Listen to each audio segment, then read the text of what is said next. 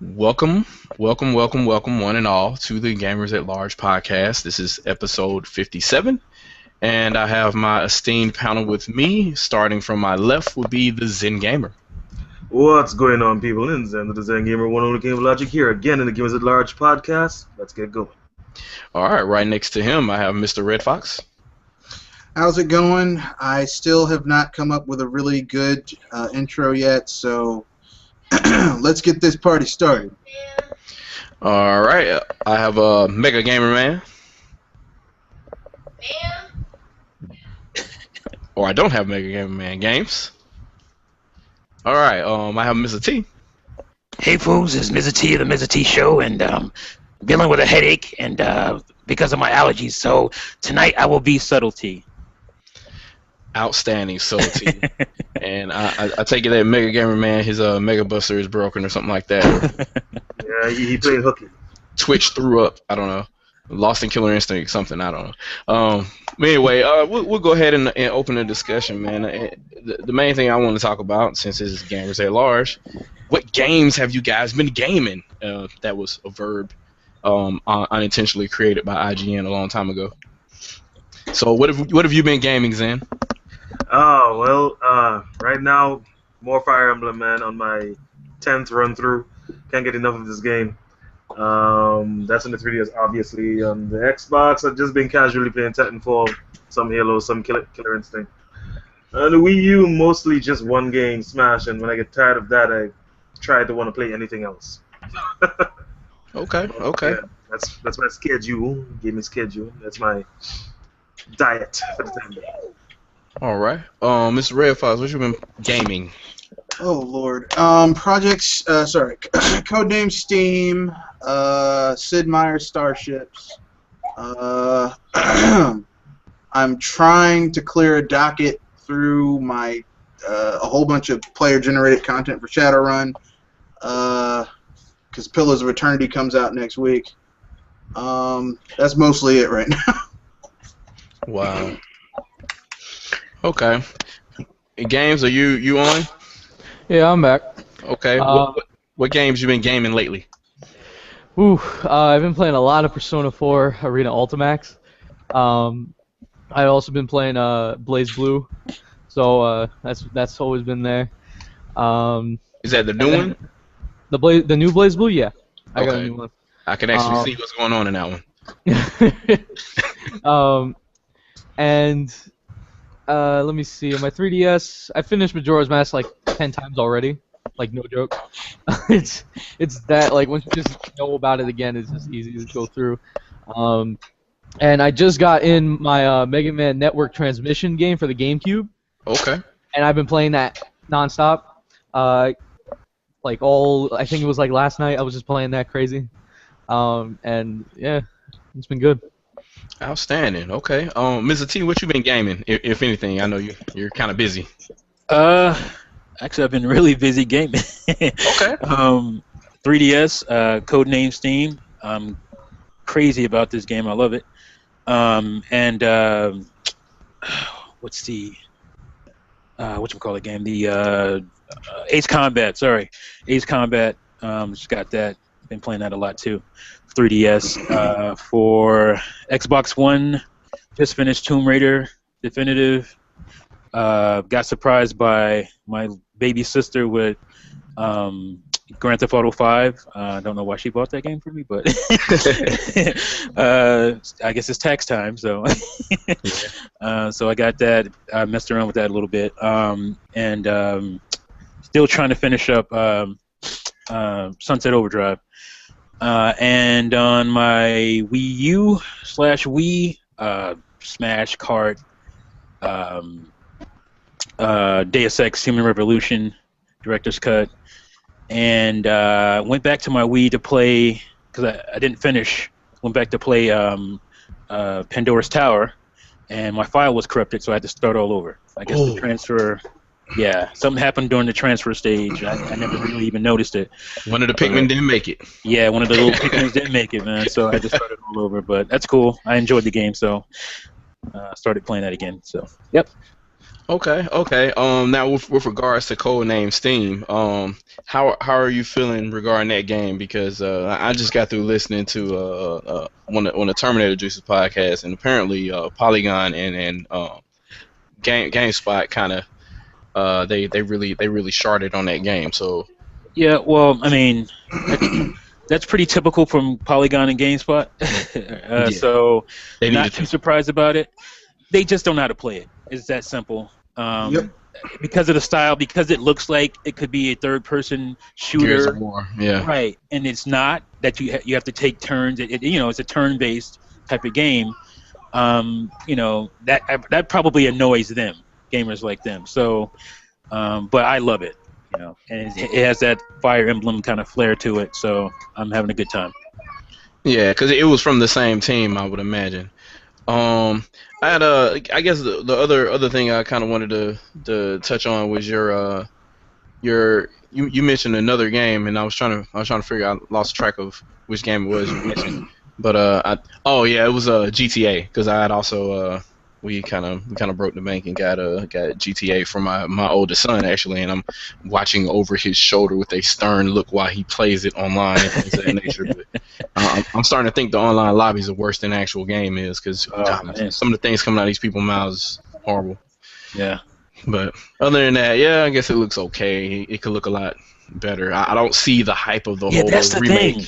That's the thing. I didn't mean to cut you off, but that's the thing that I was looking to see, and it doesn't really look much better than like Grand Theft Auto 4 to me.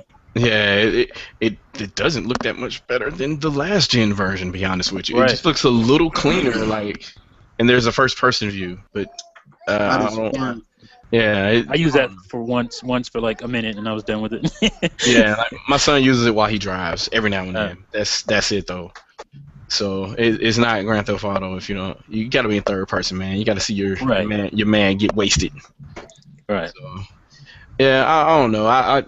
I'm gonna sit down and I gotta play with Trevor just to see how wild everything gets before I let young adolescent go through with that.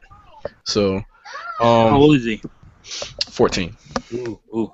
Yeah, it's that age. So yeah. But we kind of I'm the type of parent where I know about all that stuff before I hand it to him, and he's not.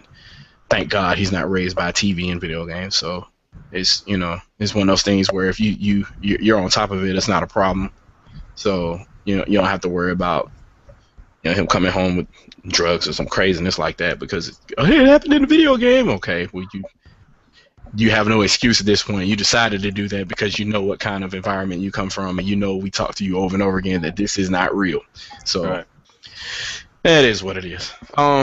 As for myself, gaming lately, I've been out of town for a couple of weeks, so the only thing I've been playing is Shadow of Revan on that side and on the PC side of things. Other than that, I did catch up on some Killer Instinct and the new multiplayer. So I finally got into the little tier system, and I got in Killer Tier probably 2 days ago. And man, it's hard to get points on that game. So once you get in Killer Tier, the amount of matches you win denotes how many points you get per week. And it's crazy because everybody in Killer Tier is damn near a professional. Like, they play in tournaments, and you have to beat them 2 out of 3. Yeah. So you start one match and you win, and automatically it just starts back another round. You're like, oh shit! And you got to be able to beat them. You got to be able to beat them 2 out of 3 to get your W's. And man, I the most I got was like 120 points, and I got knocked back down to 60 because these guys are like, oh god, they're like so hard. Now I've been playing. It's not uncommon to run across somebody that you've seen on a Twitch or a YouTube stream from a tournament like a year ago. So you'll run across them and you just start praying when you start the match. So yeah. I'm happy to get a hit on them. So I feel pretty good. I feel pretty good if I can get some hits in. So, but other than that, I just been playing that. The last game I played on Wii U was Steam World Dig, that was an excellent title. Oh yeah, it is on Wii U, isn't it? I played it on 3DS.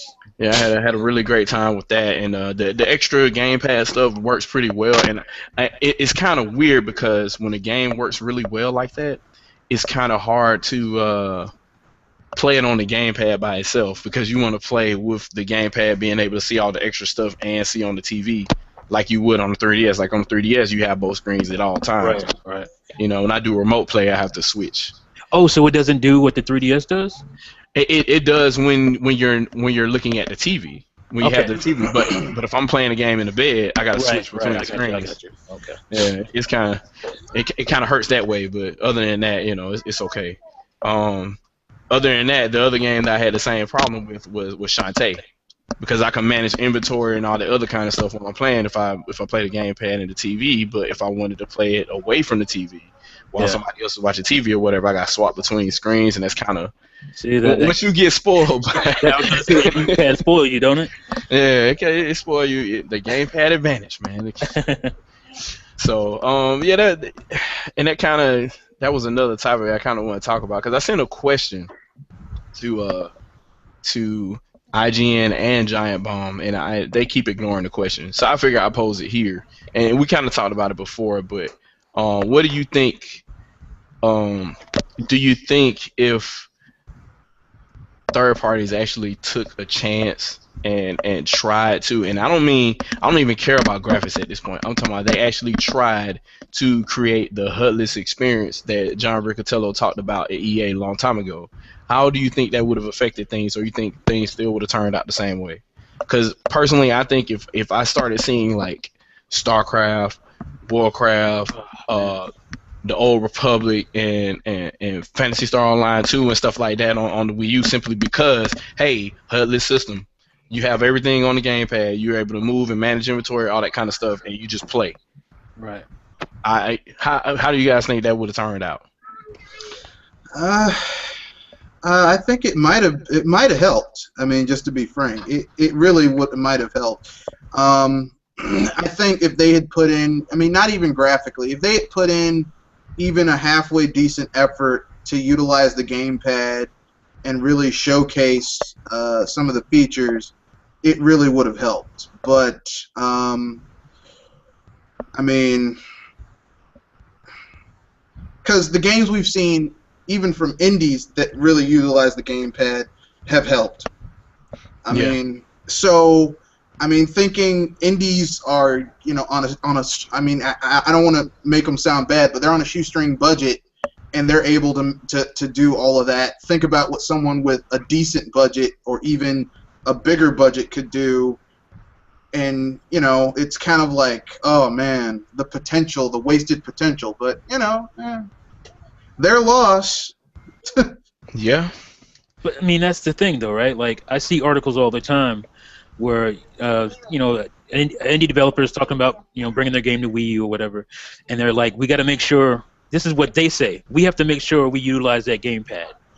This is what the indie developers are saying. So why is that a big thing for a major studio to do? Like, why can't they do something like that? You know, I think because, you know, the Wii obviously missed out on a lot of games because of the power or lack of power, and so there are games that legitimately could have been remastered on Wii U using the gamepad, and I would guess that the budget for that wouldn't be all that much because you have the game. The game is already made.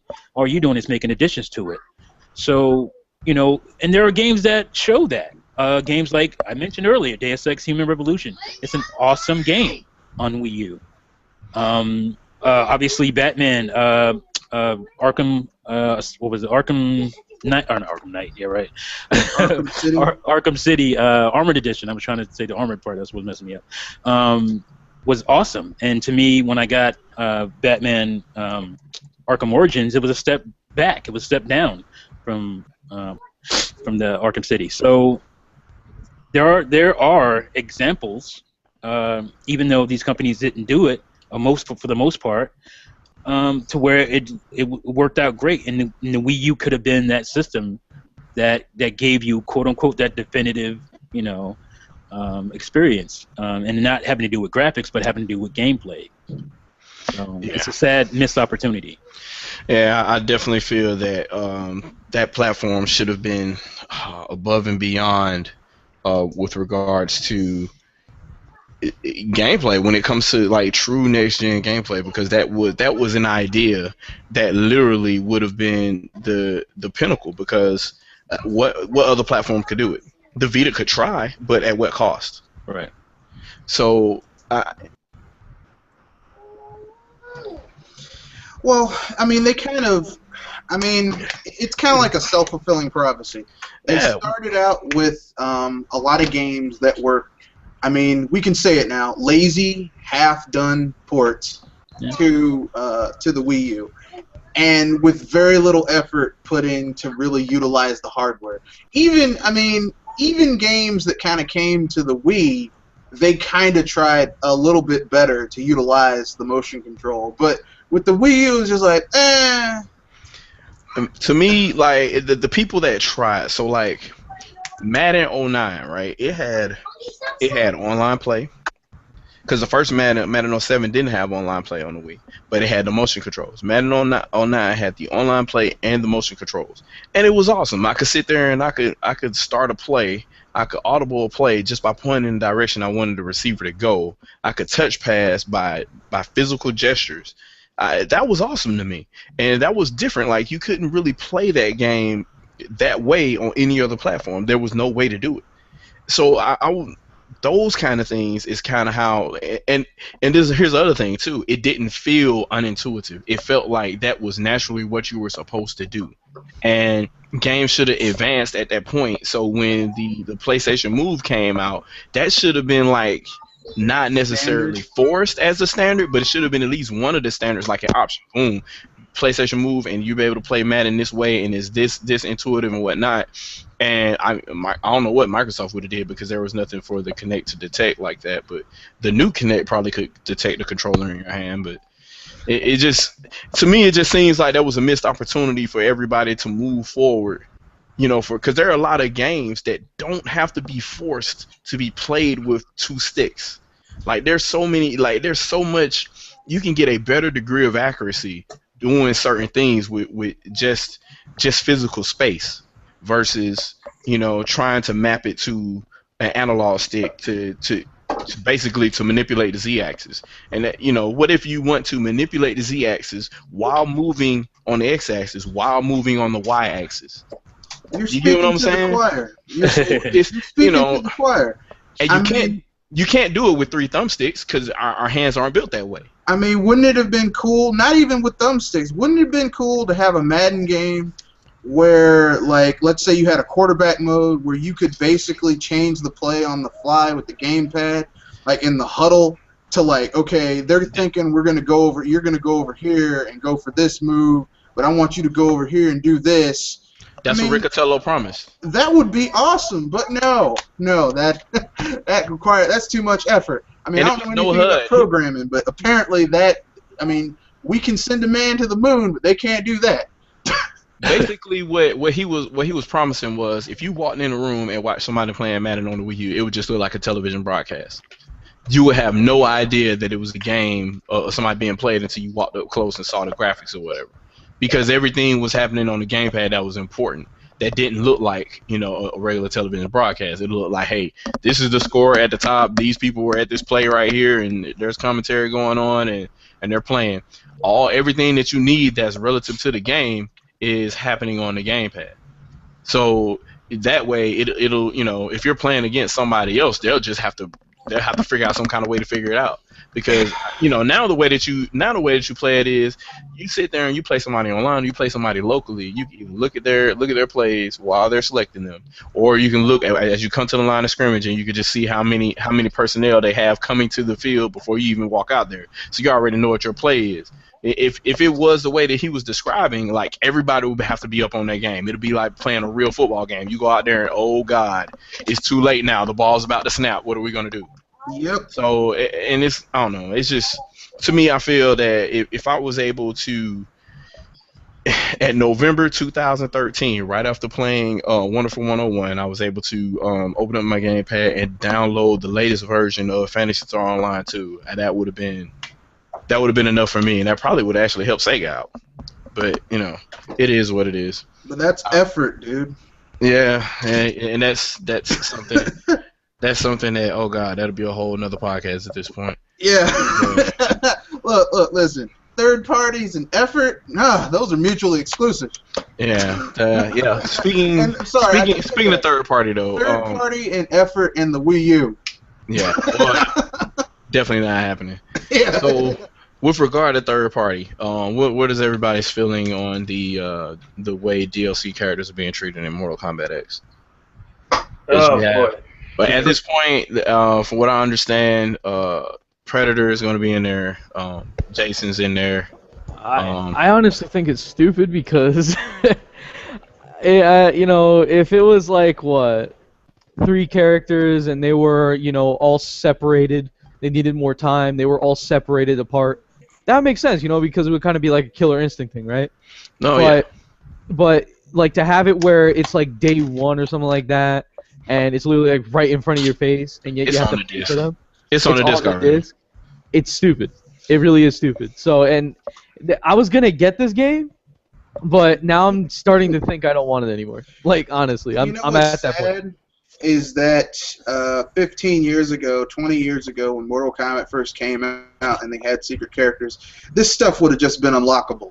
Yeah, and it would have took like a year for somebody to find them all. Like, yeah, or not even a year. It would have been like, hey, I heard you look in EGM or Nintendo Power. They say, hey, I heard that if you do this fatality on this level, you might get something special.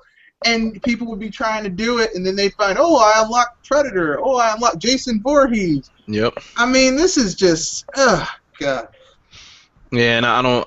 At this point, like, what's the point of playing the game proper if all the unlocks, if you will, that are interesting, you have to pay for up front, basically. That just kills the joy of the game, of gaming. That just kills the joy, because I'll just buy all this stuff that used to take effort for me to unlock, and it was a cool thing to be able to unlock something, and that you weren't expecting. Now it's just like, here, all that stuff, up front, pay for it. I mean, it just devalues gaming overall to me. To me, that was the purpose of Mortal Kombat. Like the secrets and things were there. So if you played the game enough, that was part of Mortal Kombat, yes. Yeah, you find something different. Like Dan Fortin didn't pop up every time you uppercut somebody. Like it was random. Yeah, it was random, and and it was just cool every time that would happen. You had no idea what the conditions were for that to happen. It just happened. You start a match and Reptile just shows up in the middle of the screen telling you some weird clue to how to find them, and it's that kind of stuff, man. That was the charm of Midway games back then, and that's what kept me putting quarters in it. So. Yeah. I don't know. It's from what I see of the game, I liked Mortal Kombat 9's gameplay. So as long as it has that, and not the injustice like floatiness, I can't describe this intangible floatiness there is about that game. But as long as it doesn't have that, I'm okay. But I don't know. It's looking kind of scary right now. I gotta get hands on it before I can discern whether or not I'm gonna purchase that. I might get it, but I'm getting it used. I was gonna say, but or later, or a year later, right? Yeah. Like if they want to drop, a full version with everybody unlocked and everybody in the, then I'll they will. And that's when I'll hop in, because if we buy this stuff now, we condone it, and they're gonna keep doing it. We say it's stupid, but if it works, then we're stupid. So, that's how I feel about it. It's just like Iwata said with money hatting. It never ends. Nah, it never ends. Once you start buying DLC that used to be like years ago, just you unlocked it by playing the game, they just keep on doing it because it works. It never ends. Yep. And not that, and I won't say that Nintendo is immune to it because they money hat, but they money hat in a different type of way. So like they're like, hey, we really want this game on our platform, and nobody else seems to want it. So we can get it exclusively, then we'll go for that. Otherwise, what's the point of, hey, can you put this game on our system? We're gonna put it over here too. Oh well, just put it on there and give us exclusive DLC. Like what? No, they pull a Microsoft what and kind of pay for negotiation a game to is get that? made and then it goes like they pay for it to get made. It flops on their system, but then like it goes to someone else's system. I'm like, that was a bad move, dude. Yeah, well, it's nowhere near as bad as it being completely funded by Nintendo fans and going to other platforms. But that sounds like that's Project needed. Cars right there, or Yeah, that's Project Cars. Yeah. yeah, and it was almost going to happen to the Eternal Darkness sequel too, but it didn't happen at all. So, but that was probably what was about to happen. It was probably that was going to happen definitely. So, there's another topic I want to talk about that's kind of crazy. So this person named Hideo Kojima. I don't know if I even really need to go into detail about this, but yeah, there were rumors about him leaving Konami, going back to Konami, making a statement about Konami, making a statement about the state of Metal Gear Solid proper, and wanting to see the franchise to the end, things of that nature. Anybody have any opinion on that at all, other than to be honest with you, the game itself, I'm not sure about it. Even a lot of people like the what was it, $20-$30 DLC or whatever it was. Yeah. And $30 demo. Yeah, $30 demo basically. That is just. I'm sorry. No. Everybody's in the testing ground on these two platforms, man. On PlayStation 4 and Xbox One, it's like, hey, pay $60 for us to learn how to program for this platform, please. Like, we'll give you about 10 hours of content. Just please pay us $60 for it. Like, what? 5 hours of content. What happened? What happened to getting paid for what you know how to do? What happened to that? It doesn't exist anymore. Yeah, I guess. Now, I think Hideo Kojima, basically Hideo Kojima is a product of something that he fed into. When he should have been saying, okay, yeah, I'm the director, the producer of Metal Gear Solid, but we have all these other IPs at Konami that have just been lying there in the cellar, rotting away, no one's using. There's 28 Metal Gear Solid games. 28 of them.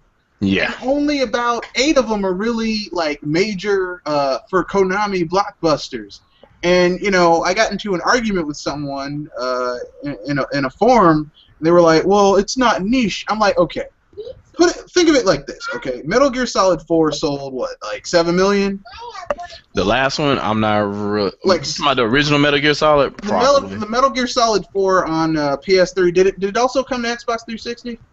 Metal Gear Solid 4, I think it did eventually. Eventually. So you have two consoles with an install base of 200 million combined, and a game that sold 7 million across PC, PS3, and Xbox 360. That is a niche. Let's just split the difference. That's 3.5 across. Let's say 200. Let's say 60 million PCs at the time that were powerful enough to play that game. Okay, 4 never did come out for the 360. Never did. Okay, it stayed exclusive, but it did 6 million on one platform. So that's 6 million on one platform.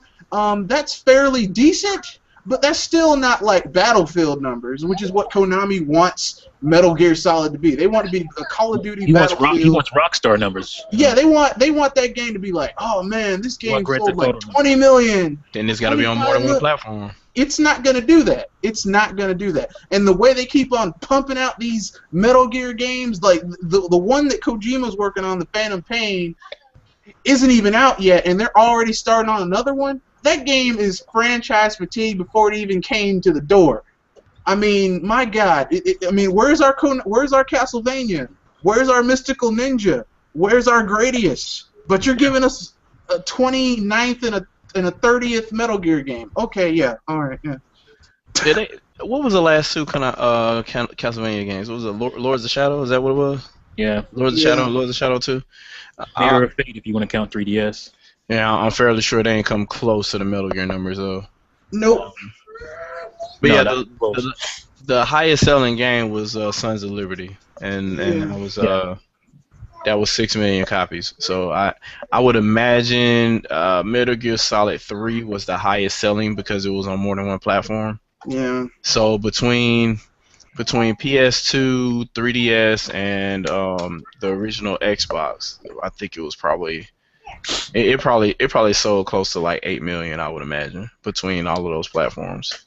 I can't really say for sure, but that's probably the case. So yeah. Even with that being said, it's like how do you go from here, because you've got when there were 80 million of these platforms apiece out there. Well, I think they were only on the PlayStation 3, but there were 80 million PlayStation 3s out there, and you managed to sell 6 million copies, and there are only 30 million of these platforms right now, unless you want to include the Wii U. Do you think you're going to get that 6 million again, or is it going to take several years for you to get that money back? And with the way third-party games sell now, if you don't get it at launch, you're not getting it. Nope. And I think for Metal Gear, it depends on timing. Like if it launches around other stuff, I don't know when it launches, but if it launches around other stuff, it's gonna get it's gonna lose some numbers that it could potentially have if it was out there, on its own. It's kind of like Marvel and DC were going back and forth about the release of Superman, Batman vs Superman, and the next Captain America movie, and DC backed down, and they were going to release it at a different time, and because they knew that even though they would still probably do good, that their numbers would be affected if they released around that time. So it's just like, and like you guys are alluding to, like I'm not a huge fan of Metal Gear, never really have been. I'll play it occasionally. I'll pick it up occasionally here and there. I got Metal Gear. Actually, I got Metal Gear Solid 3 on my 3DS, and I've played Metal Gear Solid on PS1. Just not my cup of tea. And I think the type of budget they put into it, with all the voice acting and just the scope of the game, that it needs to do 10 million plus to really to really crack the code. Right. I mean, they're making money, they're getting by, but it's not justifying the budget, I think, right now. So they need those breakout numbers that the Call of Duties get, or at least approaching that. So I mean, honestly, to me, Kojima is quite overrated as a developer anyway. So thank God this ain't. For me, like developer or director. A director. Right. People try to mention him with the with the Miyamotos and the Yuji Naka. No. He's not even Yuji Naka. No. He's not even in that realm. So I mean, Snatcher. I did a cast about this. Snatcher, one of I have Snatcher. I love that game. It's Blade Runner. Snatcher's Blade Runner. And I mean, I was like, why does he keep on stealing all of these great films? He's a one-note guy. Like he's a failed film. Well, he's not a failed. He was originally a film student, and then he blundered into making video games because he couldn't get into film, and it makes sense because I'm like, you look at Snake, and I'm like, one-eyed dude on an impossible mission and gets screwed over later on by someone who double crosses him. That sounds a lot like a film by John Carpenter. I can't seem to remember the name. Oh, Escape from New York. I mean, it's just that Konami heavily relies on him, and if he's just doing one type of game, you guys are going to be in trouble. Like Konami used to do a lot of different things. They have great IPs. They need to diversify, but instead it's just their soccer game. A few of their music games, occasionally, like every 2 or 3 years, you might see one of their music games. And Metal Gear, it's like... Dude, I was a Konami fiend on NES. Yeah, like, where's the Gradius? Where's the Castlevania? Right. Super Nintendo. I was a Konami fiend. What happened to those guys? Like Gradius, Life Force. Right. Life Force. Yeah, bring it all back. Bring back, like, Jackal. And bring back Contra, like, whatever. Just I something. I forgot Contra. Yeah. Build back Scorpion and Bill. Come on. Right? I was with all those games. It's just Contra all day. Like, come on. Like, they have to, like I said, they're relying on him Maybe the P feels the pressure is on. I don't know if the rumors are true. I mean, they could be. I wouldn't be surprised because I'd get tired of making Metal Gear for 25 years or 20 years or whatever he's done it. That's okay. He can gotta do stay something on else. Sakurai's couch. They're fine. I mean, when he did branch out, he did Zona Enders, right? And Yeah, but nobody cared. I Well, actually I mean, liked those games, but nobody. Zona really cared, Enders. I cared. I like Zona Enders. I liked all three of those games. I even liked the strategy game that came to the Game Boy Advance that was like, it was a strategy game. Yeah. Yeah, it is what it is. I liked them. I thought that was a good thing. That was a good mix of him adding something else to his portfolio other than Metal Gear. Mm. So, Anybody think this game would be Anybody think this game would be like a stellar release or anything? I don't know how sales are gonna go, but I would imagine the game would at least be decent by the time they're done with it, because high expectations have been around for a couple of years now.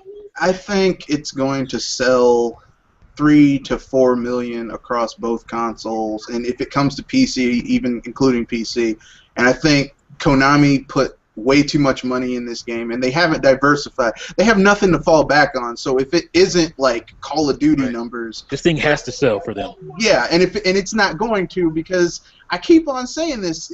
Look, the stealth shooter is not as accessible as Call of Duty. Yeah, look what happened to one of my favorite franchises, and I can't even say the name of it. It's one of my favorites, Ubisoft game. Splinter Cell. Thank you. I don't know why I went blank there for a minute. But Splinter Cell, like that thing tanked last time it came out.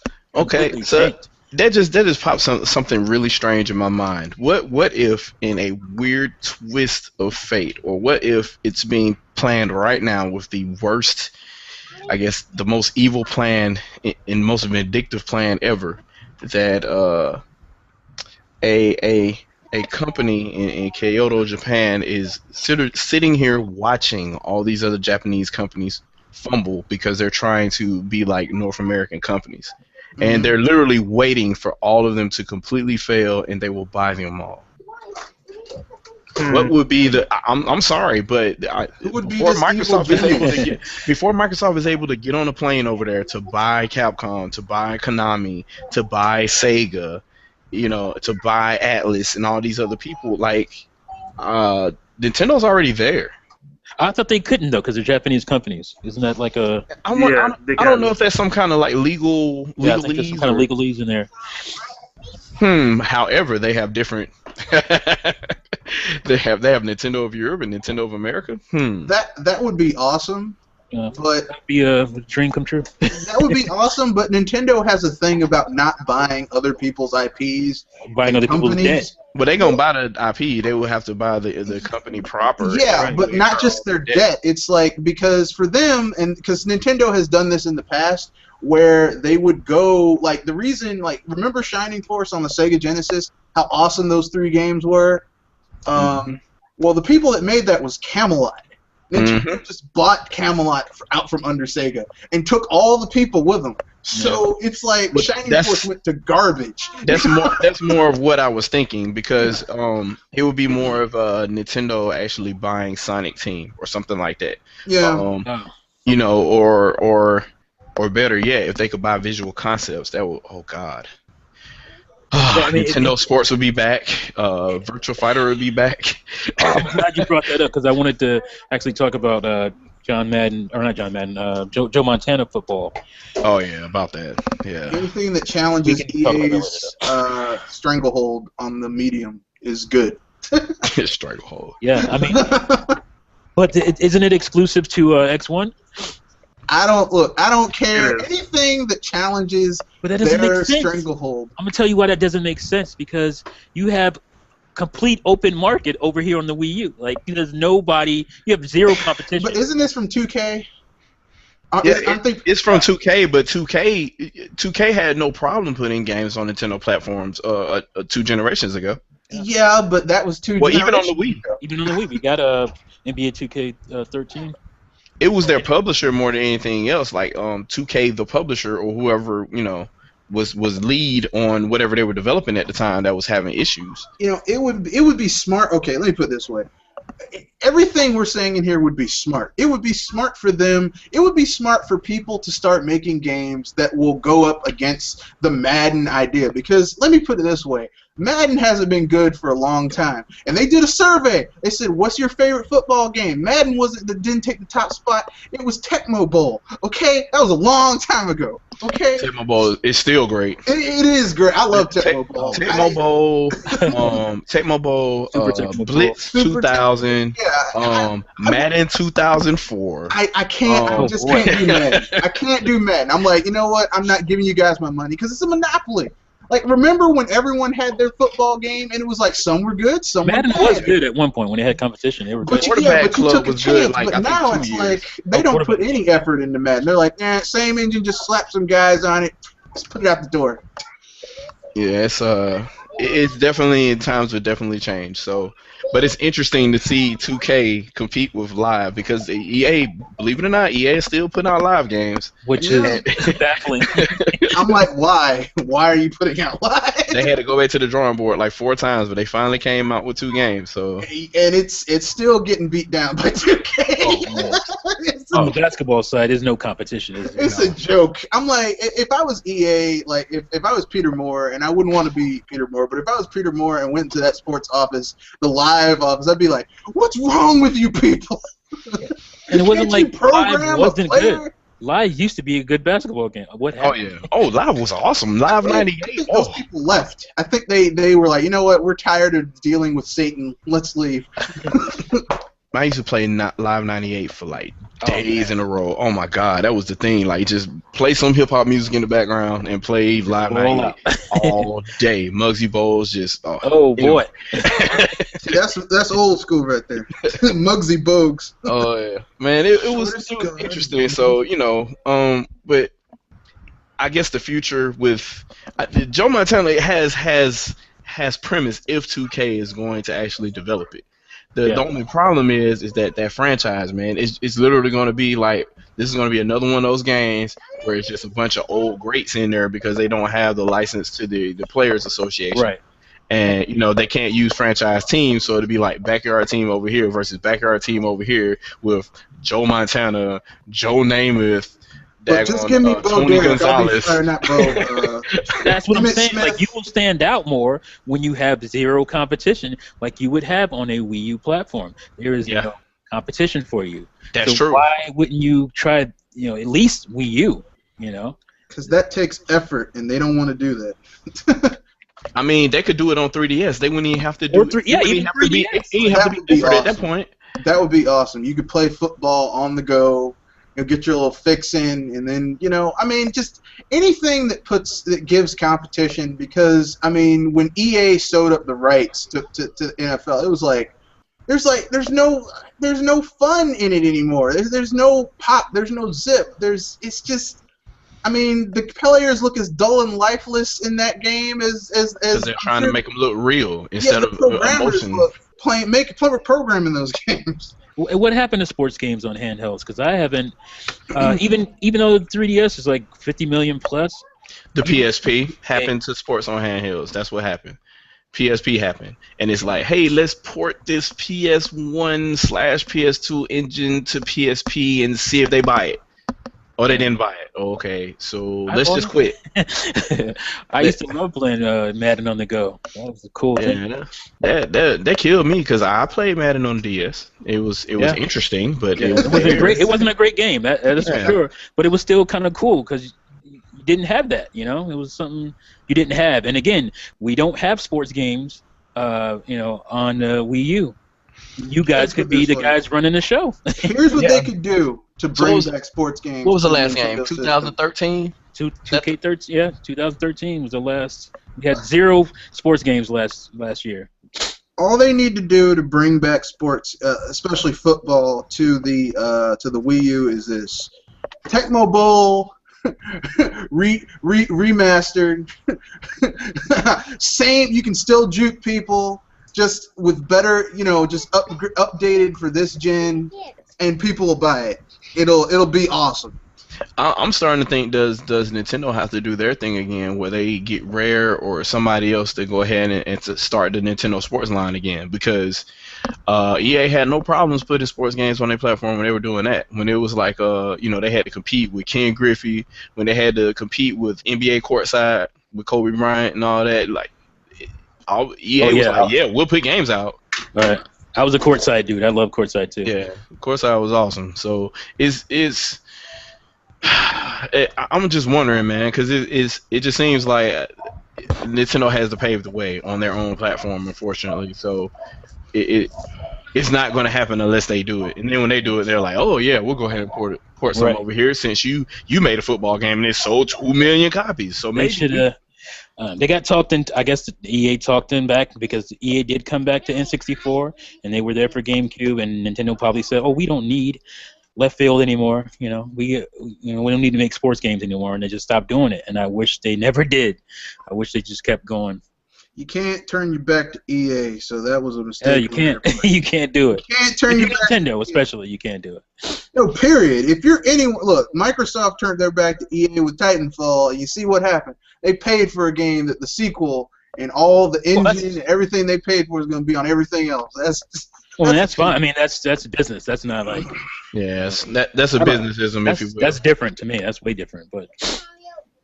Okay, all right. So we tiptoed around this for long enough. There's a large elephant in the room of news that has not happened that has happened this week that everybody seems to be talking about. So I guess we'll go through the who, what, when, where, why as far as what actually happened here, and I'll list all the facts first, and then I guess we'll talk about what everybody decided to make it into their own little reality, if you will. So, if you guys aren't familiar, like at some point this week, I made a video. It took a while for me to upload it, if you will, but I actually did it Tuesday night, right after the news went out.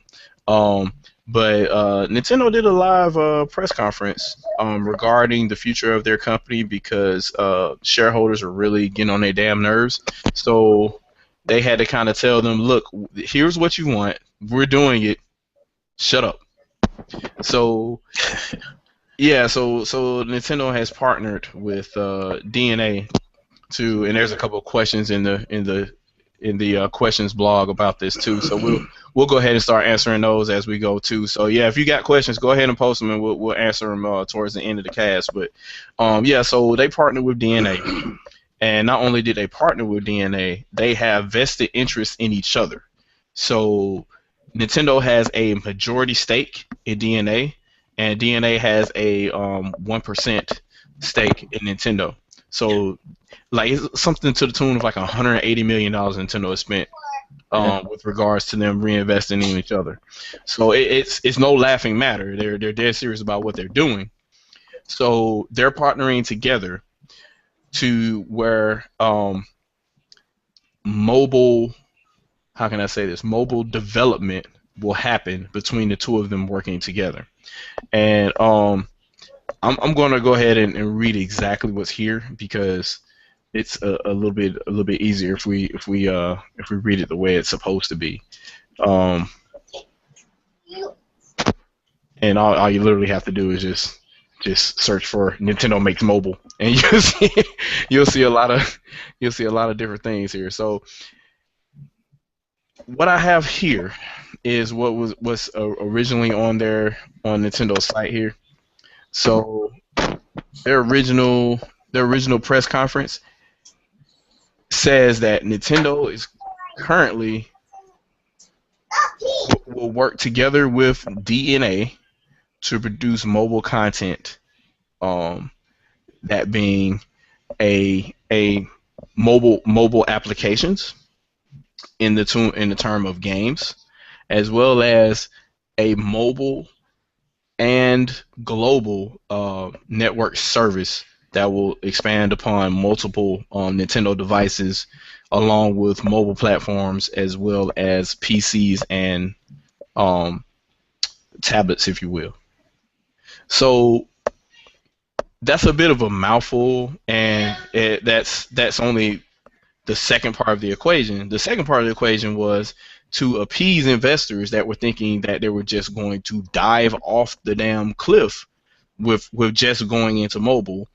They also announced that, hey, look, we're sticking to to our console business as well, and we're sticking to our dedicated games business. So yeah, we're also going to be working on our next Nintendo platform, which would be called Nintendo NX.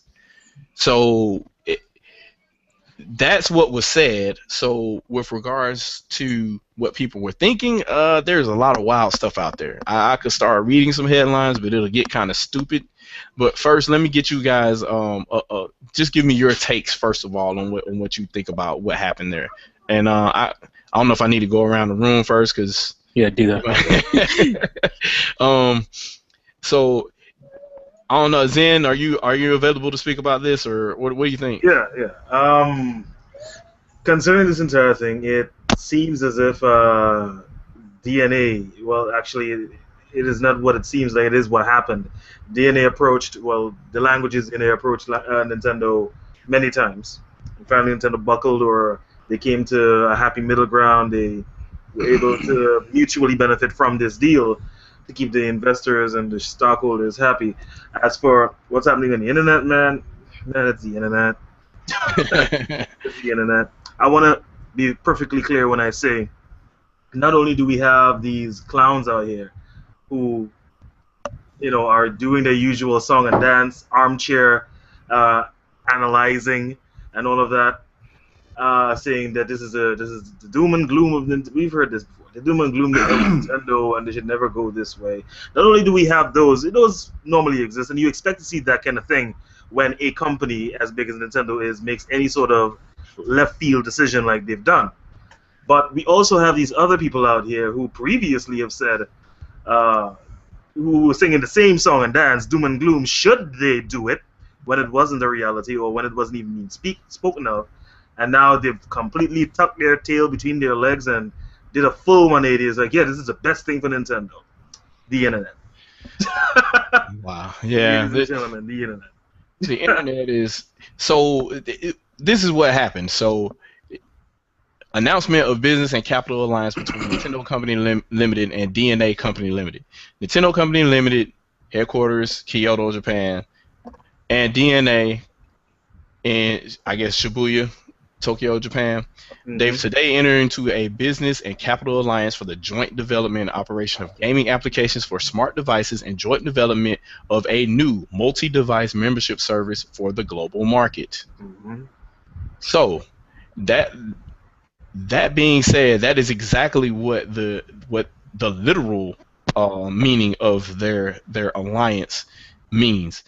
And one of the things is the joint development and operation of gaming applications for smart devices using Nintendo's intellectual property, including its characters. So until the later interview with Iwata, or the question and answer session after this document was written, we didn't know who was making any of the content or gaming applications with Nintendo's IP. We didn't know if DeNA was doing it. We didn't know if Nintendo was doing it. But before Nintendo even did this briefing and the announcement came out, people were saying Nintendo was going to do this. And nobody even asked yet during the briefing. You're talking about something that happened overnight in Japan, and people were already speculating on who was doing what. Yeah. So it says Nintendo and DeNA intend to jointly operate new gaming applications featuring Nintendo IP, which they will develop specifically for smart devices. Consequently, Nintendo expects to benefit from new business opportunities as more consumers encounter Nintendo IP, and DeNA expects to strengthen its core business of mobile gaming internationally through the use of Nintendo IP. So, you could read this and just say, hey, DeNA is going to be making some games and using Nintendo's IP with it, or they're going to be making engines that are going to be using Nintendo's IP, and therefore their name, is going to spread across, they might even get more use over here in the States, because all they're known for from over here that we know of is that they clone games. So, and they talk into detail about how they're going to make this new thing that's going to replace Club Nintendo, and the money. DeNA to allocate a lot of yen, about 22 billion yen. It's a lot of money. It's a lot of money. Yes, it is.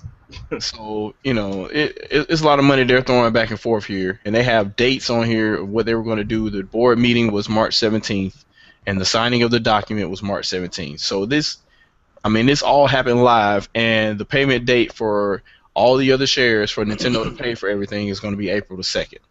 So Nintendo's got to shell over their money on the 2nd, and they're going to make that deed happen as soon as possible. So yeah, that's the black and white that you can find at Nintendo Code JP. That's basically what they put there. So, and as for the true translation of everything that happened during that, I mean, we could talk about that too, but people have gone off their rockers to suggest what this actually means. That I've seen articles with headlines that say Mario will finally be on iPhones. I've seen things like Nintendo is dead or the Wii U is dead because the NX was announced. Because we still don't know what the NX is, because the NX could be a portable. Yeah. They never really said it was a home console. So like, honestly, I really think that with the NX is gonna be some different kind of platform, separate from the Wii U and 3DS. another third pillar. Yeah, probably a third pillar there. Not a cell phone, just more of a, just something else that's not really related to those two. And also, I'm thinking that this is a way that, DeNA can really help them understand the internet, right? And give them better, help them to get better, at least servers in, right? Because I wouldn't mind paying for some kind of service if, the online is good enough, right? Exactly. And stuff like that. So I honestly think, everybody's thinking different things. You got all these people thinking, oh, Nintendo's finally all mobile, which they're not. I'm still on my Wii U. They're still having service. And many people are having all these speculations, but I honestly think this is just a way so that way Nintendo can get information or work with these people to get better with their kind of online knowledge, and and that way in return, help DeNA out putting some of their games on mobile also. So yeah, that's really what I'm thinking. I think it serves a dual purpose. I've already done a podcast about this, trying to calm people down. Apparently, it didn't work because they're still doing it. But like Mega Gamerman said, this is about infrastructure. I mean, DeNA has the infrastructure, and they're already. They're getting ready to put it in place for, probably starting with the consoles they have out now, then for whatever they have in the future. And secondly, it's like they said, look, people who keep on saying that they're going to leave the hardware and software market, dedicated hardware, dedicated software, you're insane. There is a lot of money in that market.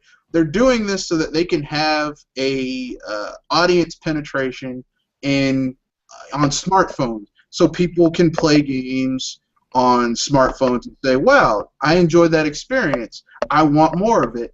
And, they can have that experience and someone can say, wow, I really want more of that. I'm going to go buy the game. I've already had this personally with Puzzle and Dragons. I like playing the game on my smartphone, so I'm going to buy the 3DS game because I clearly don't want to play microtransactions in order to play this game. But I'll spend $30 on the game where I can play as much as I want, with no microtransactions. So, that's why they're doing this. This is not... for people who think, oh, we're going to get Mario on my iPhone, it's not going to be the Mario game you're thinking. You're going to be real disappointed. Endless Runner Mario. It's going to be Mario, but it's not going to be the Mario game you're thinking. You want to play that Mario game, you got to go buy a Nintendo handheld or console. Yeah, it's kind of funny because Nintendo is basically in people's face saying, look, we're going to use iOS and Android as a Trojan horse, if you will. That's basically what they're saying. And they've been saying that for a couple of years now, because that's what they were saying with regards to how they were going to expand Miiverse. because they were saying they were going to create a dedicated app. We kind of talked we talked about this offline actually for quite a bit, but Nintendo planned to have Miiverse as dedicated apps for Android and iPhone a while back. And it's been a year and a half now, and they haven't had any future plans. So it makes sense that they're going this way now. This is obviously their answer. So they're gonna somehow tie, I would imagine, Miiverse, Nintendo Network, and Club Nintendo all together to whatever this new infrastructure is going to be that they're creating, and it'll be native for every mobile device, PC, Mac, whatever you have other than Xbox or PlayStation can connect and see this stuff. So yeah, it makes a lot of sense. I'm more annoyed by people not really reading, like not reading at all, and seeing these articles and still not reading at all. Like people are really like just reading the headline and that's it. They're not reading any detail whatsoever. So literally quoted from Satoru Iwata, he said, "As proof that Nintendo maintains strong enthusiasm for the dedicated game system business, let me confirm that Nintendo is currently developing a dedicated game platform with a brand new concept under the development code name NX. That is for investors to know they're not jumping off the ship. They're not running away and trying to be another mobile game developer. Nope. They still want to control their own hardware. That's still how they make all their profit, and that's what they're going to continue to do. They'll still appease them by leveraging the mobile platform and however many million people are there or whatever, and then basically just forcing them to jump on a Nintendo console from there. So if you want to play March of the Minis and have all the extras from the iOS game, you have to also have the 3DS game that it's going to tie to, or if you want to get all the bonuses in the 3DS game, you have to play a little bit in the mobile game and vice versa, kind of like that. So, but you're talking sense, Shadow Fox. yeah, I know it is what it is, but you know, so that makes sense, dude. Yeah, and don't get it twisted that the announcement of the NX platform was a reluctant announcement. No, they would have rather have waited till next year and rolled it out in E3 and talked about it more, which is what they usually do. But because, like you said, the investors, to ensure that they know that Nintendo is staying with the hardware business, they had to announce the next console, and that's not anything new. That's what drives me nuts about this whole situation. I'm trying not to be annoyed because I don't want the idiots to have the satisfaction of me being annoyed by it, because it proves that these guys who think, oh, that means the Wii U's dead, they're going to come out with an NX next year. It proves that one, either you're just a troll, or you just haven't been video gaming that long. No. You just haven't been doing it that long, because you know what? Nintendo releases a new console every 5-6 years anyway. Yep, like that's how they do it. And the earliest that we're going to see and home. Yep. Right. The earliest we're going to see NX is 2017. You know what? That's 5 years. And that's how they roll. That's how they always done it.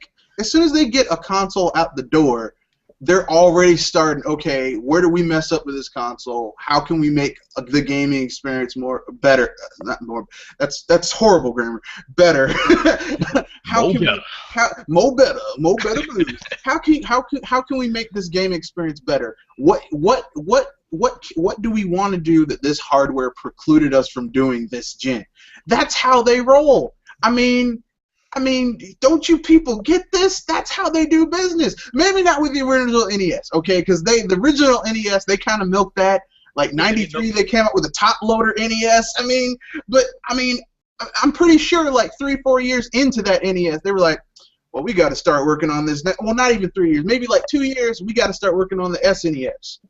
I think NES was the longest one. It was, and it was 6 or 7 years. 85 to 91. So that was 6 years. Actually, and that was here in America, okay? That was here in America. We're not talking about, because they started in Japan. They started in 83 in Japan. Yeah, so maybe like 80, 85, 86, they were like, okay, Super Famicom, we got to start working. Right. But shoot, they already had the Nintendo 64 out in '95. So and the Super Nintendo might not have come out until '93 or '4 if it wasn't for the Sega Genesis. So who knows? I mean, because they want to take their time. They want to, They're very deliberate, okay? Like people, like I mean, this isn't really annoying. It's just it's trying to hear people say, "Oh, they were forced into this." Do you understand? This company has been around for 125 plus years. They don't do any look. They don't even take a step unless they've thought about it like 10 times. Well, we got a problem because half of the people that are making these comments anyway, their first console was a PlayStation 3. So Right. Oh, God. Right. that's half the the biggest problem there. So they have no idea what happened prior to that. They don't know. They don't understand their history, and that's the terrifying thing. I mean, in anything, gaming, life, history, Music, movies are the same. Music, when you don't understand the history of something, you get a very distorted view about how things roll. Exactly. And it's shocking to me that people are like, oh, and I mean, those are the people that are like really just like way overboard. But then you have people who are like, oh my God, this means the end of dedicated consoles. Okay, Nintendo spent $186 million. I don't know how much that's in yen. 22-something billion yen. $186 million buying 10% of DeNA. Obviously, they believe in them. Yeah, DeNA spent that same amount to buy 1% of Nintendo's. So think about that. If Nintendo really wanted to, they could probably buy all of DeNA. If they really wanted to. Every third-party developer in Japan if they wanted to. If they really wanted to. They were like, you know what? We're going to throw you a lifeline. But, all those times you screwed us over. Nah, give me that lifeline. Sink. Yeah, they probably could at this point. They could probably single-handedly revitalize the Japanese third-party market if they wanted to. They probably could do it on their own, but it is what it is. And people are going to be the way they are. They're going to have. I would like for all the viewers that are watching this, please do not be like that. Please go directly to Nintendo Code JP and read all the information for yourself. Yep. And if you can't understand the Japanese, there's a YouTube video out there with the Japanese being spoken and with the English translations over it. If you're too lazy to listen to the entire thing, there's a transcript of it on IGN.com. I don't really like giving them clicks, but they do have a really good transcript on their page also, so you can read everything that was said between Satoru Iwata and the CEO of DeNA as well, for everything that they said until the question and answer session. Here's the thing about, I can accept the fans, reaction, because like we just spoke, fans are very diverse. We got guys talking about it who, like you said, whose first system was the PlayStation 3, so they don't really understand what's going on. The gaming media should. They do know what's going on. No, it's just and they're the ones who are putting out these titles. Nintendo going mobile, Mario's going to be on smartphones. They know better. Yeah, and they should know better. Do it. It just exposes them for the prostitutes that they are. That's what I'll say. Most definitely. You didn't lie. If you were lying, I might say something, but you didn't lie. They do things in exchange for money. Right. Illicit things. All right, gents. Let's go ahead and I guess we need to go ahead and start wrapping this up. So what we'll do, we'll go ahead and start taking questions from the little poll we have here. So the first question I have here is from Anderson Aquila, I guess is how you pronounce that, and it says doesn't seem like the Toe Jam and Earl will hit the absurd Wii U stretch goal of 800K before the 4-day deadline. Will any of you play it on other systems or no parity, no purchase? And before I pass this question off, the first thing I want to say is that the 700K and the 600K stretch goals are for the other two 8th generation platforms. So if they show up at all for those platforms, even though it's probably not going to hit either of those goals either, that's a little odd. But go ahead. Whoever wants to take it first. Yeah. Well, I'll just say I wasn't a huge fan of Toe Jam and Earl. I did play it. I did like it on my Genesis, but I don't. Nintendo fans shouldn't see this as a plight against Nintendo, because like you just said, the other platforms are ridiculously high as well. And looking at the game, it shouldn't cost that much. It's not some high 3D action platformer that's intense, that needs that kind of a budget. These guys it just feels like they're trying to make money off of the nostalgia, and that bothers me. So I'm not going to touch it on any platform. Yeah. Based because of that. It just seems like they're just like, oh yeah, people remember this and they buy it. Like, Right. I don't. Exactly. Yeah. I'm not gonna It fall in that feels like trap. to me. It feels like either if they are not good enough programmers to know how much, and businessmen to know how much it costs to make this game. I'm not saying they should be like broken, destitute, eating ramen noodles in their parents' basement. But I am. well, I mean, You're in the studio. I'm not gonna. You should take a hit. That's how it works as an indie developer. I'm not gonna say that because there's a guy doing Super Cordon Bleu and he's asking for like $67,500 for what he wants to do. I'm like, well, actually, that seems for the like 2 or 3 people working on it and what they want to do and the engine they want to use. That actually makes a lot of sense. Well, that's fine. That's for an indie team though. There's a lot of free stuff out there. Where the only thing you would invest is your time. And they're using Unity, and I'm like, you're using Unity? No, because a Unity license for the full license is like $30,000. there is no, almost close to $1 million, like a little less than $1 million. 4/5 of $1 million, 80% of $1 million to put it on the Wii U. Seriously? Yeah. Okay. Yeah, that doesn't make any sense. Because I mean, the license is free on the PC side, so you just throw it on Steam and see how it does. That's the way I see about it. Take your money and then bring it over. Yeah. Either they're naive, which I doubt because these guys have been in the industry a long time, or they're trying to game somebody, and that's what I'm feeling. Because it's not like it's gonna drop. Even if they did reach those goals, it's not like the game's gonna drop on all those platforms at once. No. Because they got to meet cert on all those different platforms. Exactly. They all have different restrictions. So, it is what it is. I don't know. Anybody else have anything to say to that? Because he's got a couple more questions here. I'm gonna go ahead and I'm gonna try to run through them as quick as possible. I guess the second question he posed was even though it would never happen, how would all of you feel if they made a Super Mario RPG 2 made it with Kirby and the Rainbow Curses art style? Playing it now, the pre-rendered graphics give me a serious claymation vibe, especially when Mario morphs. If they made it, if Square Enix recaptured that magic that it had back in the SquareSoft days and managed to get that game made, I would have a lot more hope for all the other games that are being made by Square Enix, but I don't see that happening. This would be a wonderful dream come true, but I don't see it happening. So, I don't see Nintendo investing, to be honest with you. But if it happened, it would be awesome. Why Square Enix? Why not Intelligent Systems? We don't need Square Enix. Exactly. Because, I mean, technically speaking, if you're saying it's by Intelligent Systems, we've already had multiple Super Mario RPGs. Paper Mario on the N64. Yeah, but those are best Paper Mario. Paper Mario and the Thousand Year Curse. Or sorry, the Thousand Year Door. That's like the best Paper Mario they've ever made. Like every other Paper Mario after that one is just not as good.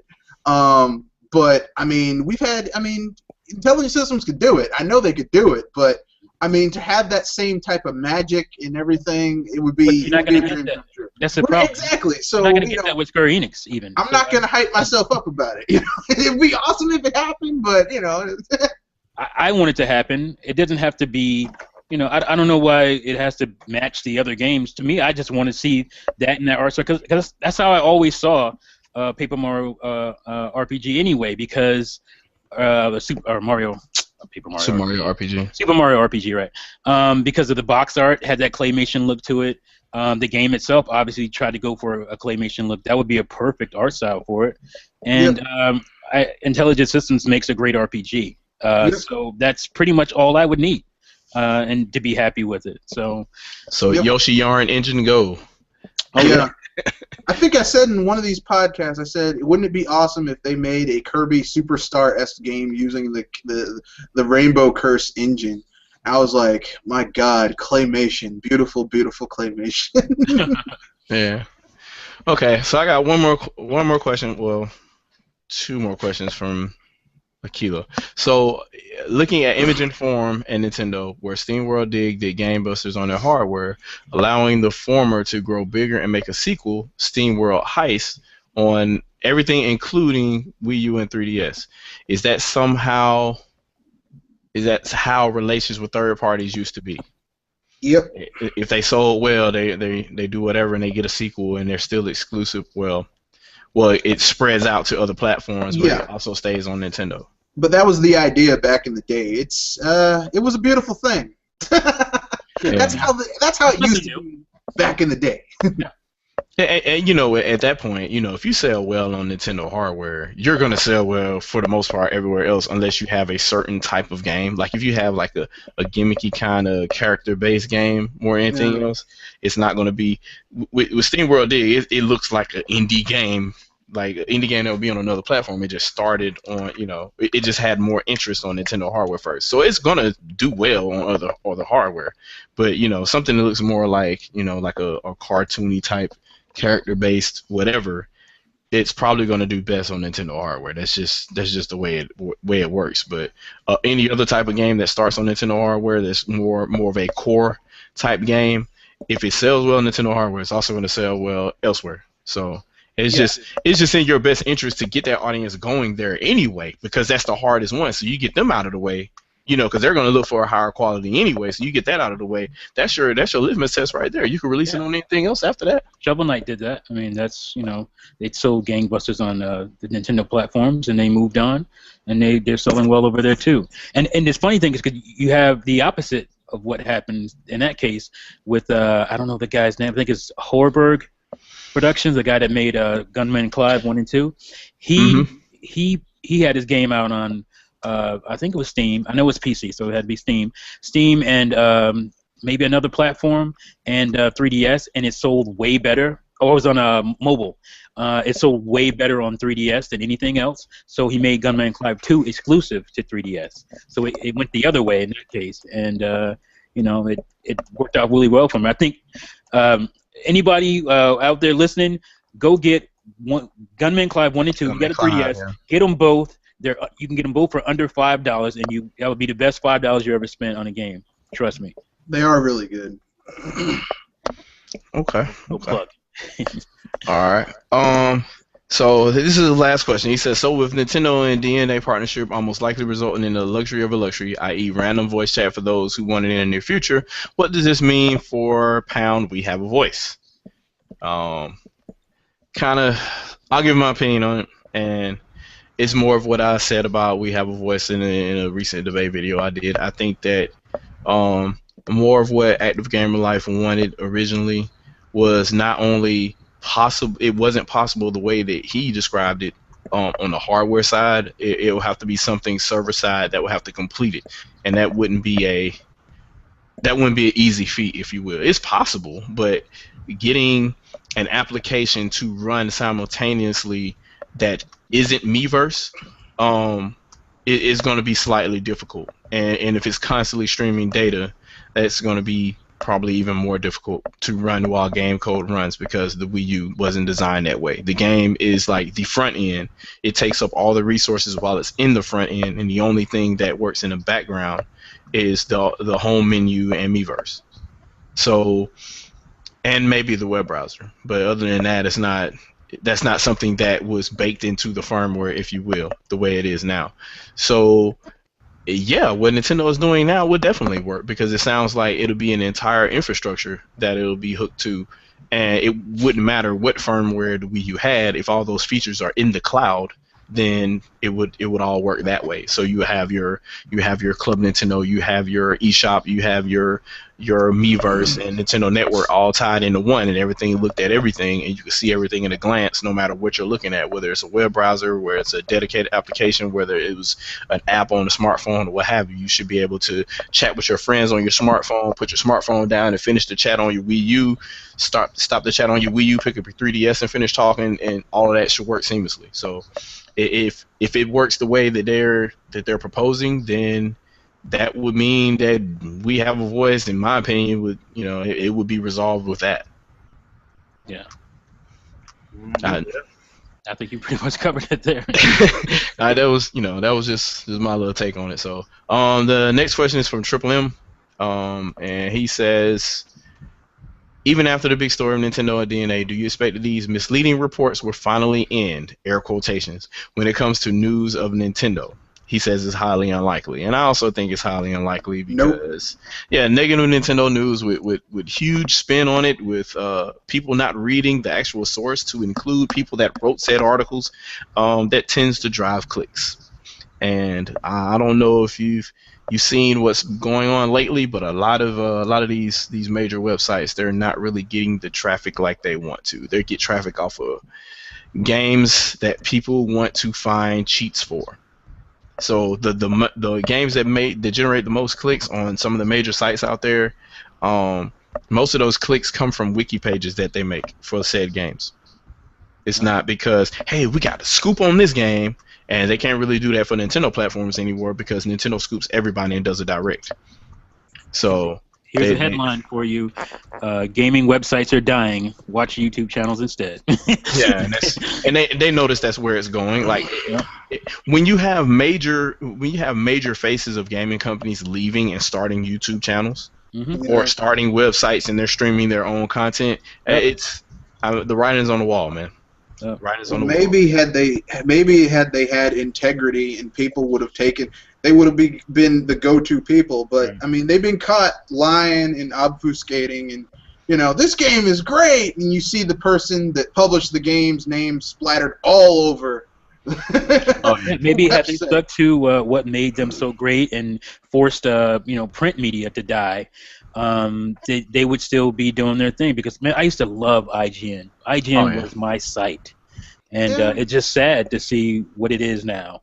And what it was. It was a cool site for gaming, something that was really niche at the time it started, and they, like I said, they started whoring themselves. But then, like, the main guy leaves.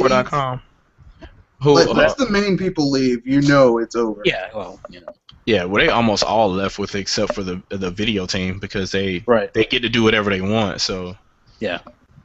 And the database people, but even they leave too because they would just go work for a Fortune 5 that pays a lot more money. Well, yeah, they can, Yeah, I mean, database people, I know of one personally that she started off making like 92. So now she's making well over like 200K. So you're not gonna be stuck at a website like.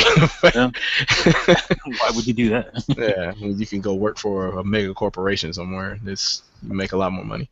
So okay, yeah, we'll the next question is from Tony Karan. I'm not gonna pronounce the middle name because I don't want to screw it up. And I guess, do you guys think that EA and Ubisoft make amends to Nintendo and release their games for Nintendo NX? Well, that shit done sailed. I'm wondering if it would matter at this point, because it's kind of funny to me because Iwata kind of brought something to light, and he kind of mentioned, especially in the question and answer session, multiple times. He said multiple people have come to us with proposals for games and game infrastructure.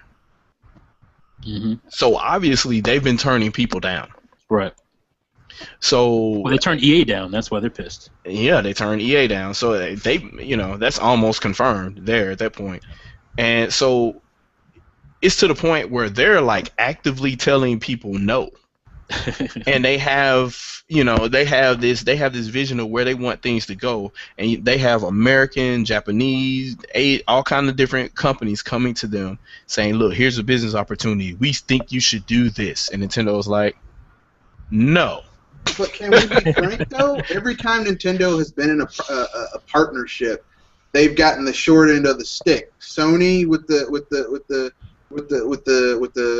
CD add-on for the SNES. Philips with their IPs.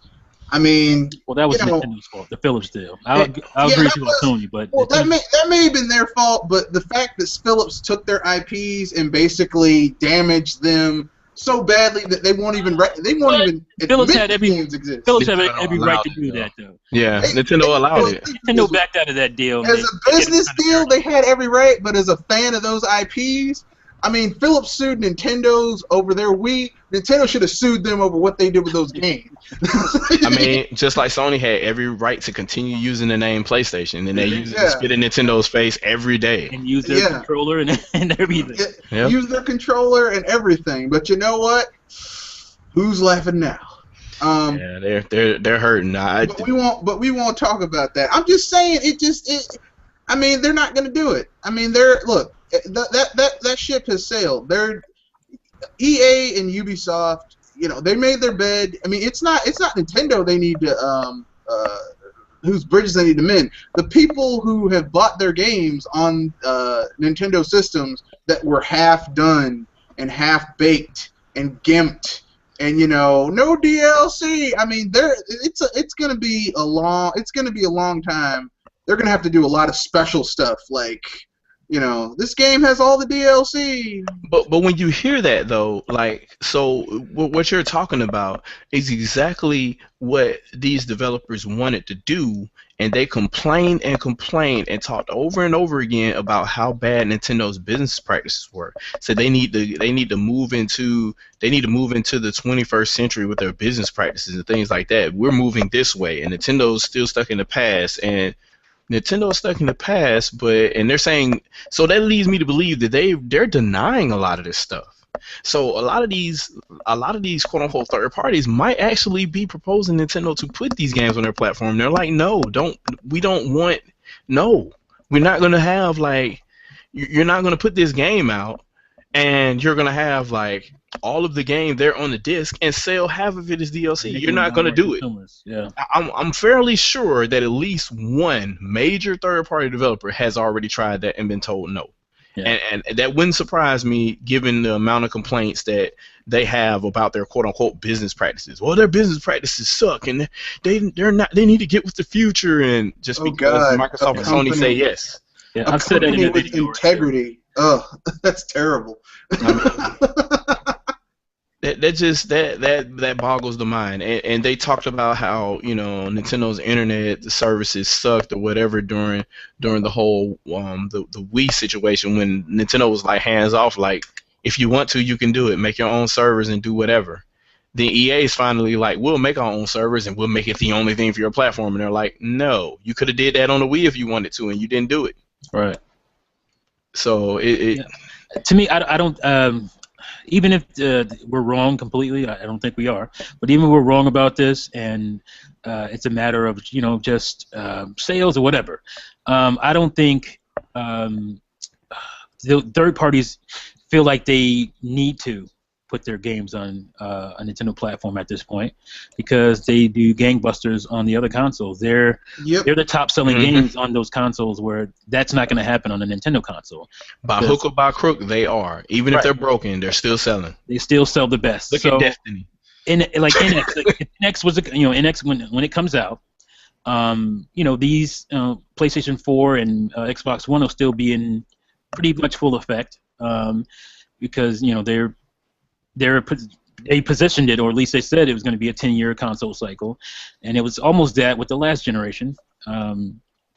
If you think about support, not when the next console comes out, but they're not stupid though. They're not going to be caught with their pants down this time, because so their platforms just got off the ground in 2013, right? Right. So they're planning on them being around for at least another 8 years or so. So we're talking.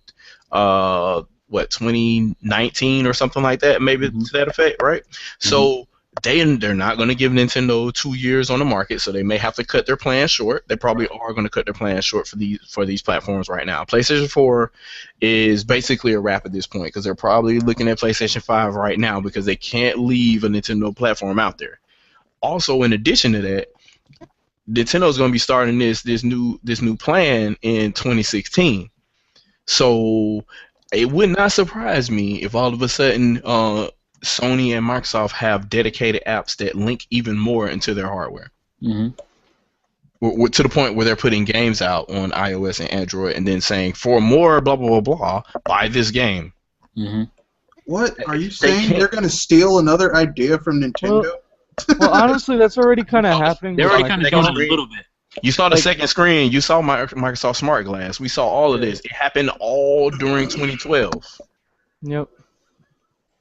I mean, and Microsoft's still going with it, because now that with the whole Windows 10 thing of you playing Xbox One games on the, I know it's kind of streamed, but so you're still playing on the PC, which is kind of neat, Yeah.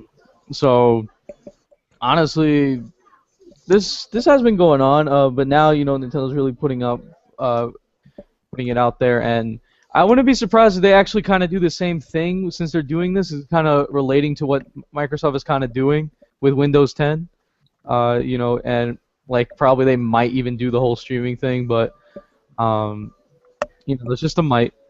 But yeah, I mean, if anything, this whole thing is just to really broaden out and get audiences, so that way they can have more to, for more people to get the games, and of course, that way they can advertise better.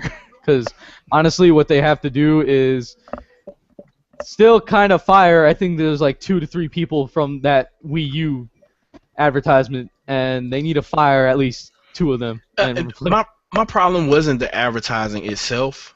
My problem was the amount of it. Like, did they run out of money? Because to be honest with you, the couple of ads that came out, they targeted the right people, because the initial buyer is going to be an adult. It's not going to be a kid. It's going to be an adult, because those are the hardcore people that that follow, like all the launch era people. They're going to be the older type. So when they start showing this whole, look, here's this dubstep, whatever, here's your wife sitting next to you and she's watching TV, but you're still able to play the game. That kind of stuff made a lot of sense. And then they showed a family instead of just a bunch of kids playing. They showed like kids and whatever, blah blah blah, doing whatever.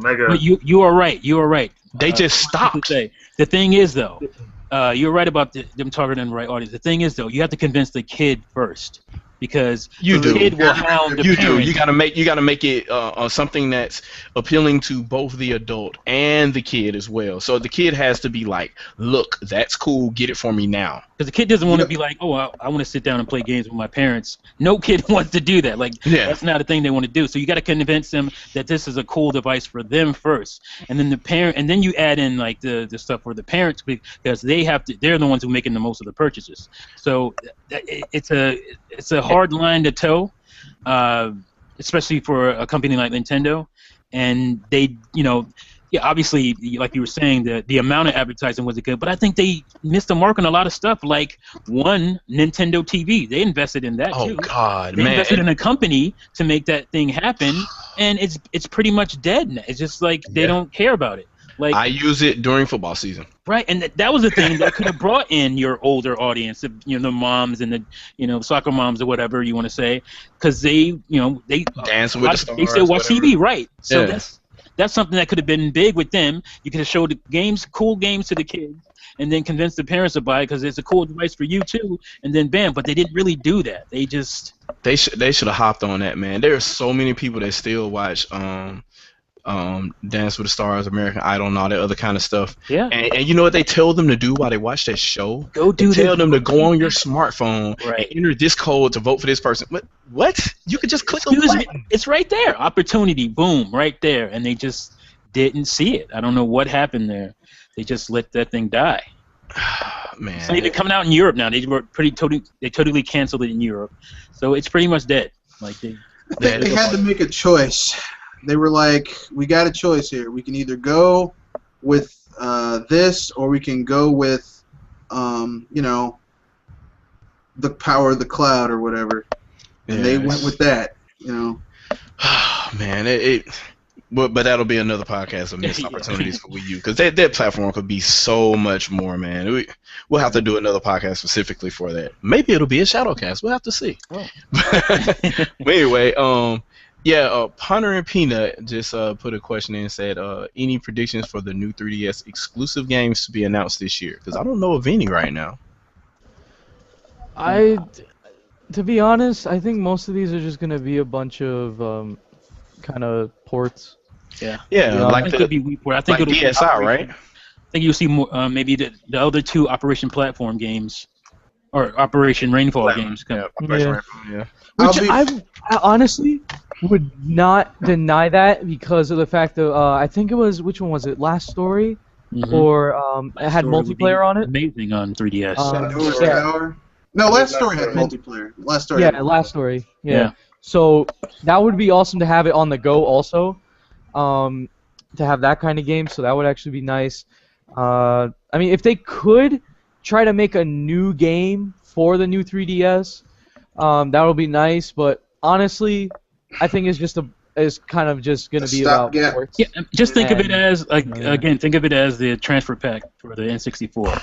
You're gonna get a couple of games that utilize it and they're made for it. But I wouldn't bet there would be more than 5 games that actually just need it outright instead of just benefiting from the extra power. I don't know about an exclusive, but I tell you what I would like. I'd like a re-release of Bait and Katos for the new 3DS. The original, because think about all the stuff you could do with the touchpad. You wouldn't have to scroll through stuff. You could just choose whatever card you wanted in order to make your hands. Yeah, I say that for pretty much any RPG at this point. What Lost Kingdoms on GameCube too. That was a card battle game.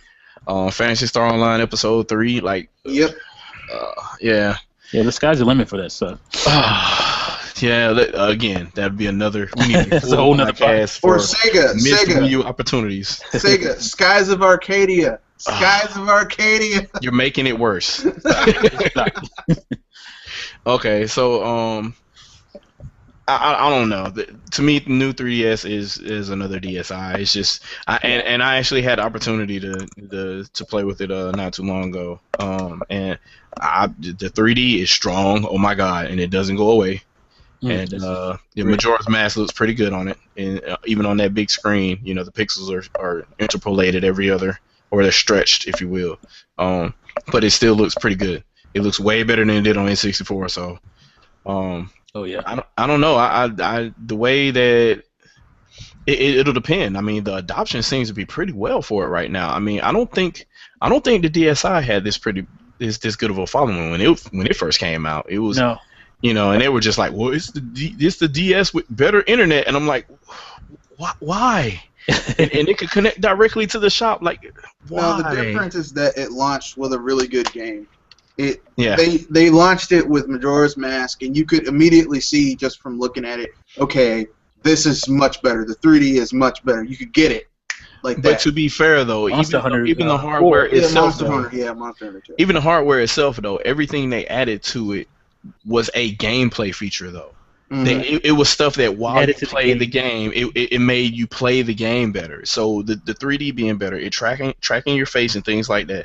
You having extra trigger buttons now, having the thumbstick, all that stuff. It makes it. The system is even it feels real sturdy towards the bottom. I don't know how the rest of it works, but it feels real sturdy towards the bottom. So that to me, I just feel like that's just a better platform to play 3DS games on. Yeah. And I just feel that they got it right this time, and that's probably what they should have did with the first 3DS. But how much money did the 3DS cost at first? $250. That's a lot of bread. That's a lot of bread for a mobile. So they were probably like, well, we want to put that in there, but it made it too expensive. Yeah, way too expensive. All right, so Triple M's got another question out here. And it was regarding what we talked about earlier. He said, this has been discussed before, but talking about Madden and its open season on the Wii U, no sports games. FIFA is another that's not on Wii U, and yet Konami can't get off their bloody arses and actually have Pro Evolution Soccer over there. Dude. So he's talking about language. I've said this a few times on videos, why isn't Konami stepping into that gap? Yeah. Because they're on 3DS. It's wide open. What? Wide open on Wii U. Even a port, a little upscale port onto the Wii U from the 3DS version. It's Konami. It's Konami. People play PES. Oh my God, people play PES. It doesn't matter what platform. They're gonna go there and play it. Yes. Look, it's Konami. Konami has they have a stigma against putting some of their bigger games on a Nintendo console. I don't know what it is, but it's getting real old. That's all I'm gonna say. I don't know what's going on with that, but people still play PES on the PS2. Yeah. Over there. So it's gotta happen. It's gotta happen at some point. That's just a missed opportunity also. So you're right, but I mean, this has become the "Why didn't you on Wii U" podcast right now. Well, I mean, here's the thing. Okay, these are the people who have put a ton of money into, like we said, Metal Gear Solid, but it would not take that much for them to make a it's not a high. It doesn't take a lot of money to make a Gradius game or to make a handheld Contra game. And apparently that's just it's a niche game, but if you put a little bit of money into it and it turns a profit, that's still profit. That's money in your pocket. I don't understand it. I don't understand it. Maybe they just don't like profit. I guess I don't know. Maybe profit is that's the old business model, if you will. So there's Square Enix. It's money. Okay, let's throw it away. Yeah. Yeah. Okay, so Tony Karan says again, if you were to architect of Nintendo NX, I would suppose that he's meaning that it's going to be a home console. What type of processor do you want to see on home console part of their hybrid system, PowerPC or x86? I would imagine that he's trying to ask me that question. I'm guessing. I don't know if he's asking me or if he's asking. I would say both because that's what Wii U is doing. So there's x86 in the ARM core and there's power architecture on the CPU. We still don't know if it's PowerPC or not. Everybody is suggesting that it is, but we don't know that because it looks nothing like any of that shit. So, it took them 3 years to admit that Wii was PowerPC architecture. The only reason I'm going to say that I think it is PowerPC is that they, like you said in one of your podcasts, they have invested so much money into that particular infrastructure for their consoles and getting it down to the point where it's so customized for what they want it to do since the GameCube era. It makes, Nintendo's not going to put that much money into something and just leave it out. Look at the Virtual Boy. They put money into that, and they were like, even though that was a failure, they're like, well, shoot, we can use this controller for something. And then they kind of messed it up. They kind of did some stuff to it, and that was the N64 controller. So, Well, there's ways that it cannot be PowerPC and it still works. So there's power architectures. There's power architectures out there that take the PowerPC stamp and add a lot of stuff to it. Add like Power 7 stuff to it. The PowerPC, the Power 476 FP is literally a Power 7 in a Power PC envelope. It has all. It can see external memory as L3 cache. It can be multi-core, all those different things, which is why a lot of people kind of speculated that would be kind of what that platform is. The only difference is it's very low wattage. So you're talking about 9 watts for most idling applications.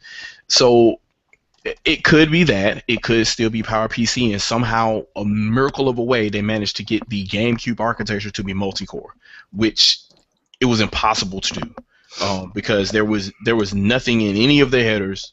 There's nothing in any of the interface of the CPU for it to even understand registers beyond itself.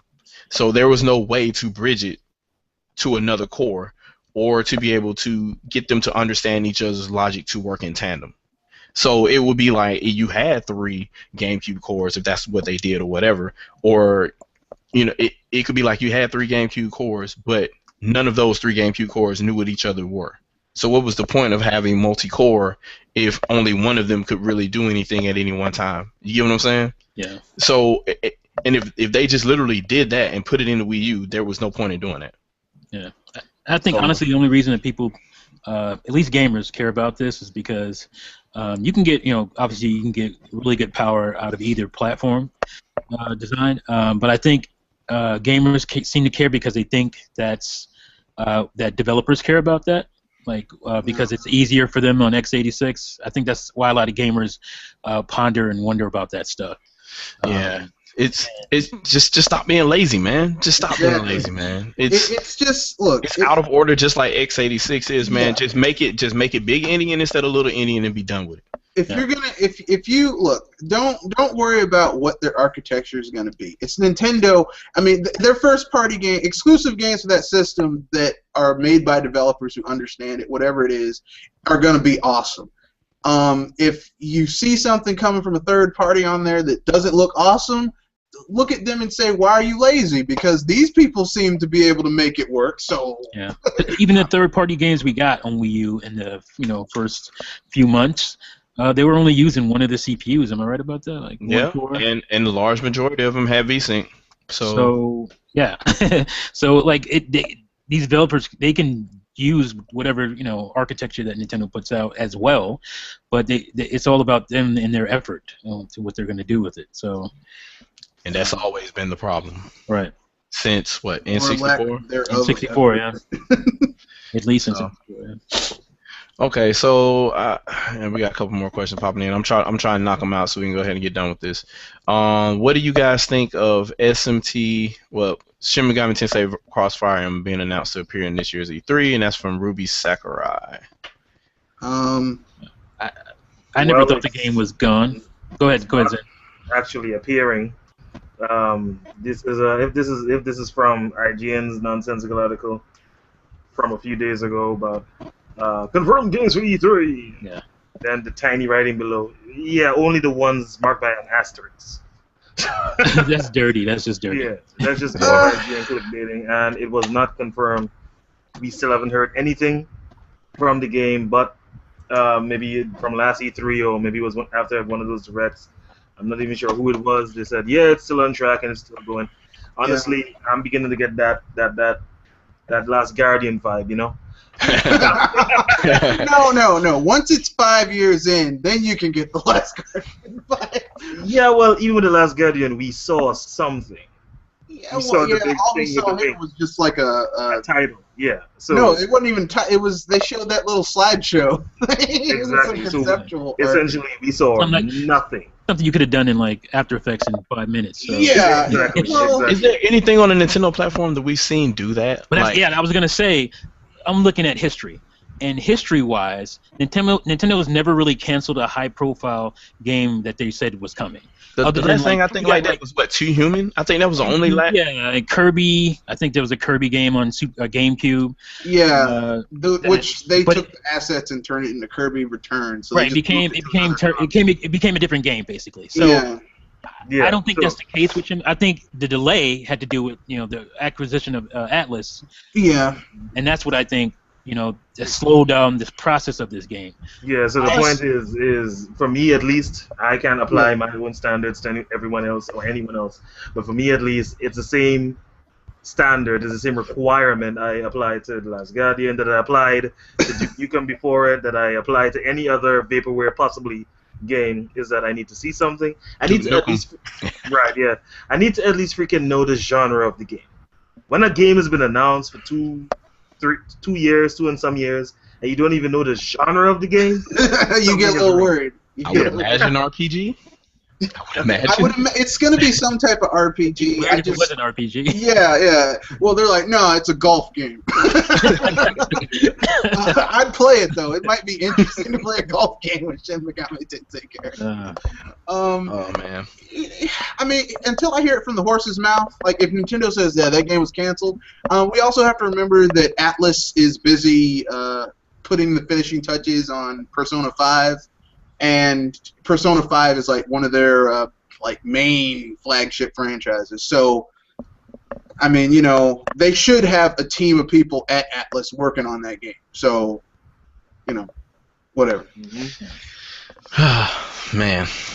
All right, so it's just because it's Nintendo, I just feel like Nintendo's always been really tight-lipped about things. I thought even announcing that game was something they usually didn't do. Yeah, not that far ahead. They're not. Right. Unless it was ready to go. So, I don't know. We'll see. Yeah, I look forward to it being there, but if it doesn't, it doesn't surprise me. So, Triple M's got another question. Is it weird that people accept Nintendo going mobile only and still can't comprehend that Sony's PS4 can be the next Dreamcast? Disregarding the signs of financials of both companies, what you guys said earlier about PS is their first could be a driving factor. Okay. Yeah, I guess he's saying that if people are going to assume that Nintendo is going mobile only, that Nintendo had to announce NX because people would think that, but people are like so blind to the fact that this could be Sony's last platform, and it really could be. I mean, that's one bank. They're literally one bankruptcy away from one flop, Triple M, major flop. I have like possibly the most groundbreaking thought-provoking, simplest answer for you. It's three words. It's Sony, It's bro. the internet. I got 3 words too. It's Sony, bro.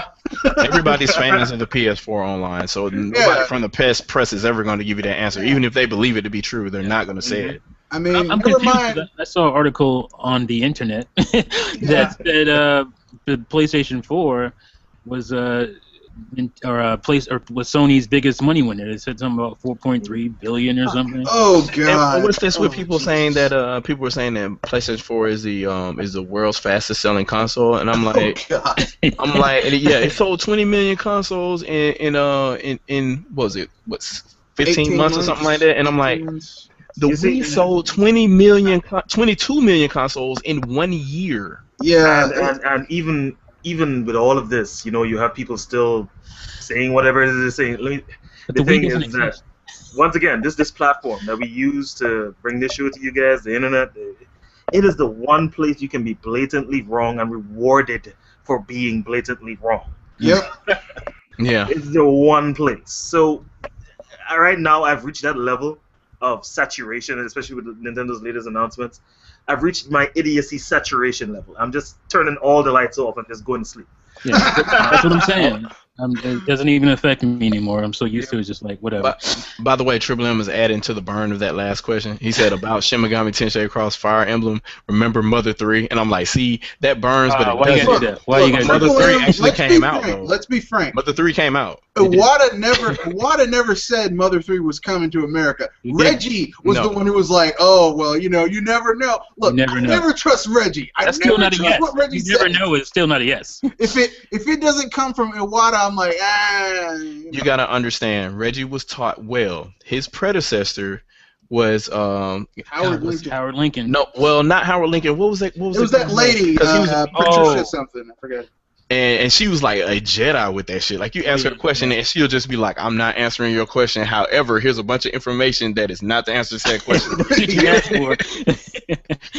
She was nice about that. They interviewed her after that, too. She said, that was my job. I had to do that because I can't give y'all the Kung Fu. If I give y'all the Kung Fu, then you'll get the Nintendo Magic, and I can't give you the Nintendo Magic. Yamauchi will come down here and choke me. He'll pull a great. Wayne Brady from Chappelle's Show on my back. It's great when He'll media. get the entire team of the Seattle Mariners to bury you and everything. They'll take you straight to the... Oh, man. So, another question from Karan again. He says, do you fools think that Sony is running out of ideas for releasing rehash and remastered games on PS4? God of War 3 and Final Fantasy 7 are 2 examples. No, I think No. the I don't think fools it's ideas. are the gamers. Who keep on buying They're them. like, hey, we bought it. Let's put another one out. I don't think they're running out of their ideas. I think that's what his question was. They're running out of ideas. They're running out of time. Oh, running out of time. Look, you have to They're realize running out something. of money.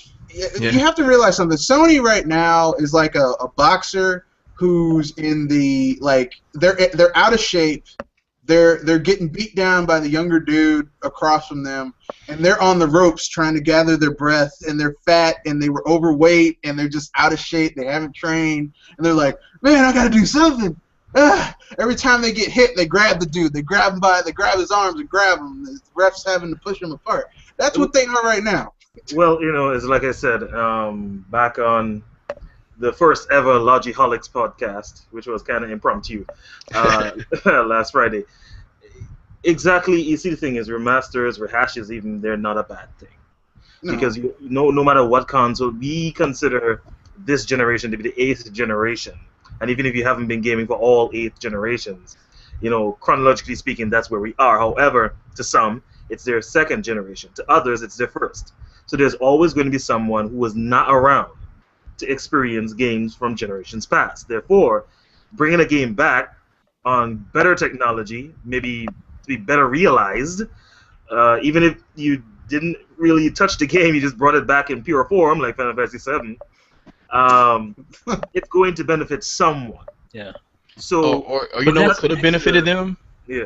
Backwards compatibility could have benefited them. That's Yeah, of course. that of really course. could have benefited But- them. But I'm not going to sit here and blanket remasters or rehashes as a completely evil thing.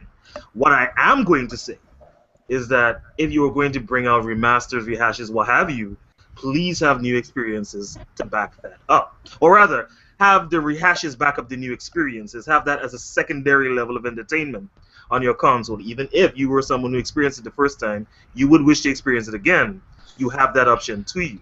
However, what Sony is doing is the complete reverse, where the rehashes, the remastered games, that's their top tier. That's their first tier of entertainment, and it's not supposed to be like that. Right, those are the big game releases, the remasters and the rehashes. If you tell me a new Crash is coming, and right after the announcement, or before the announcement, you tell me, and God of War 3 is coming too, we're going to remaster it. I'm like, yeah, okay, no problem. I could do God of War 3 again, but hey, that Crash looks sweet. But yeah, on Wii U we got remasters and whatnot. We had Legend of Zelda, obviously, as a remaster. It was pretty much a true remaster, graphically and gameplay. Hold on, let me finish. And we also got Pikmin 3. That was the big release. The Zelda was the icing on the cake, if you will. And so, I mean, to me, that's the difference, like Zen was saying. And the thing is, we're getting games that came out a couple years ago on systems that on a system that hasn't shown itself to be that much better than the last gen as far as graphically. We haven't seen anything that, oh my God, that just totally destroys PS3 or Xbox 360. We haven't seen that. So we're getting remasters of games from that gen that aren't really getting that much of a benefit. The only benefit is they're running in the promised resolutions they should have been running in last generation. Let me just interject real quick. We have seen at least one game that has completely destroyed the previous generation, in this case being the PlayStation 3. It wasn't a very good game, but it was a game. Well, it was a movie. There we go. I know that game is pretty, but even that game doesn't say to me, whoa, like that's something that I could see on PS3. Obviously, probably not as pretty, not as great. The shaders won't be as good, or the lighting, but it could still run. I would think pretty well. And that game is just that movie. My bad. That experience. Let me stop being mean. That experience is a key prime example to me of the wrong philosophy, not only for that studio and for that development, but for Sony and their console in general, where how they're going about trying to prove that this is definitely, the PlayStation 4 is definitely their new step forward, is via just, graphical fidelity. To me, and I've mentioned this as much with the Amiibo, I can't really get into Amiibo because the functionality is not there for me. Functionality is always number one. The way it looks, great as it is, it's a close second. But it can never take the top. Can you fault Ready at Dawn, really? Because if you look in the comment sections, you look at the YouTube videos, what are these guys arguing about? Yeah, graphics. I know. So they were just giving them what they thought they wanted. So when you show me a better looking experience, all you show me is a better looking experience. You haven't shown me what this machine truly can do over what its predecessor did. So we just answered your question, Ruby Sakurai. Sony is Fat Mac from Captain Rainbow, just so you know. Yep. They really are. And Mark Andre put a question out and said, I don't know if it's an actual headline or not, or he's just being sarcastic. Nintendo admits the Wii U is a failure and announced the new NX system. Now, with a quick Google search, that's probably true. Yeah. So Exodia Yen Zero, I see him around a lot. He said, could the DeNA partnership improve Nintendo's third-party support? And I would have to say that's going to be a resounding no. It'll improve their market share. Yep. But Wii U is sewn up. 3DS is sewn up. So unless it's new hardware, it's not going to increase. Unless Nintendo outright buys them or cut some kind of deal, because they're not coming over. I mean, at this point, PS4 could drop, Xbox One could fall over, and all the third-party developers would straight go to daggone Valve. Yep. At this point, this is how reluctant they are at this point. So I wouldn't count on it. And I'm okay with that. Death knell, I would think, but they would probably do it. I'm okay with that. I mean, if people aren't going to put a decent effort into putting a game on a console, or handheld or anything. I mean, they aren't even putting a decent effort on a lot of their PS4 and Xbox One games. So really, you know, I mean, I mean, why would you be? Oh, we need this on our console. As great as Grand Theft Auto is, it's not going to sell on a PC what it does on consoles. It's not going to happen. It's not. So they're not going to want to give that market up. I don't think they're that stupid. But you know, maybe if Nintendo was the only one left in the game, they might. They might. They just might do that. To be honest, I think them and probably Activision will be the only people that will yield. I think everybody else will learn the hard way. But I think Activision knows how critical the home market is, as well as key other people. But not a lot of the major studios now. I don't think they know. I think they think that if they put it on PC, it'll sell enough to get them by, kind of, and at that point they'll be able to make the difference, and they can still continue. And I think as far as Rockstar goes, I think Rockstar is Nintendo's fault.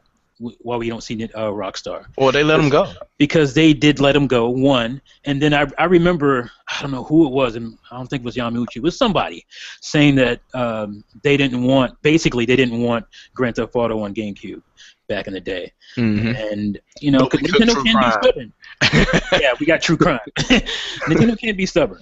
So I think in the case of Rockstar, at least, that was probably Nintendo's fault.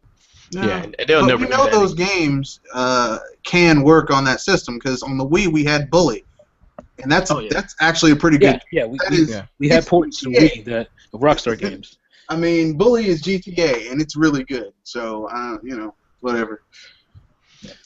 Yeah. And Triple M said there was an actual headline, by the way. And, I saw that headline, but it was very misleading. It wasn't like pulled from any source. It was just it was just like like I said, like the Mario is going to be on your smartphone one, like complete with a picture of Mario on an iPhone, and you click on it, and it's the same article that everybody else had.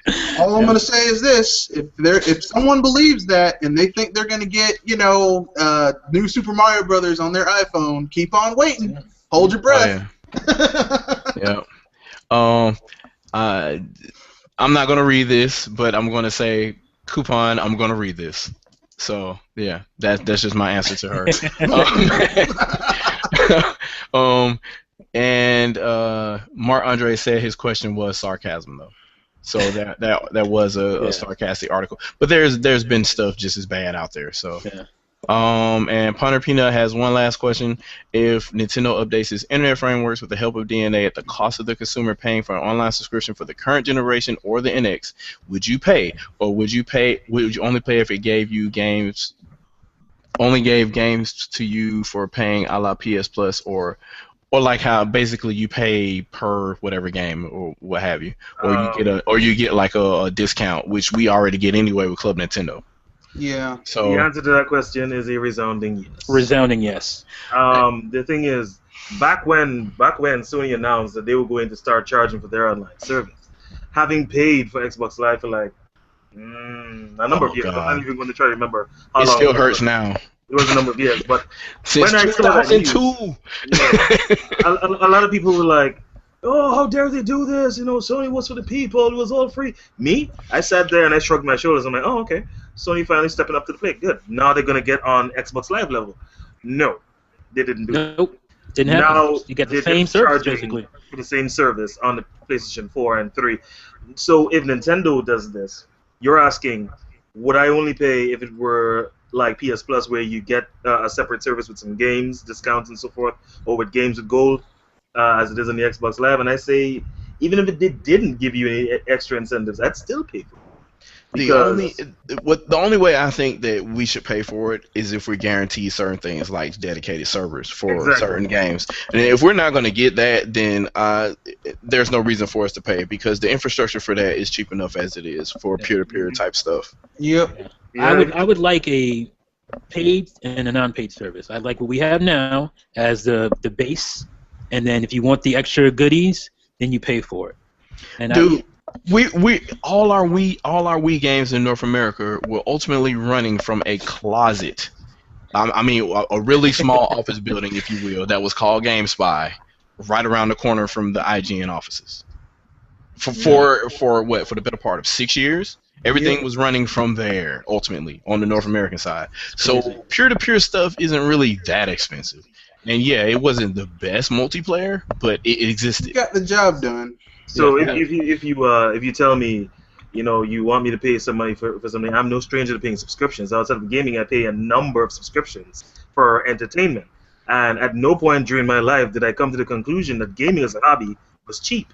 Mhm. Nope. That hasn't It changed. never has been. It has never been cheap. It was actually more expensive back in the day. Yep. Yeah. So So I have no problem whatsoever. None. So long as I get the online centric services and improvements that a paid service should come with. Otherwise, well, there's nothing to be said there, but I would definitely pay if it is a 100% tenfold improvement.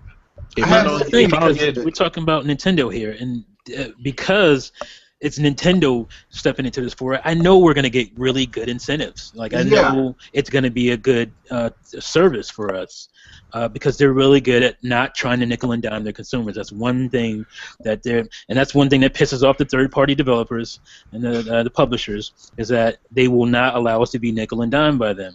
And that's why they have strained relations with a lot of them. Like you were saying, Shadow Fox earlier, about their, not stepping out of the '90s business models and whatnot, yeah, getting into the 21st century, which is nickel and diming your consumer.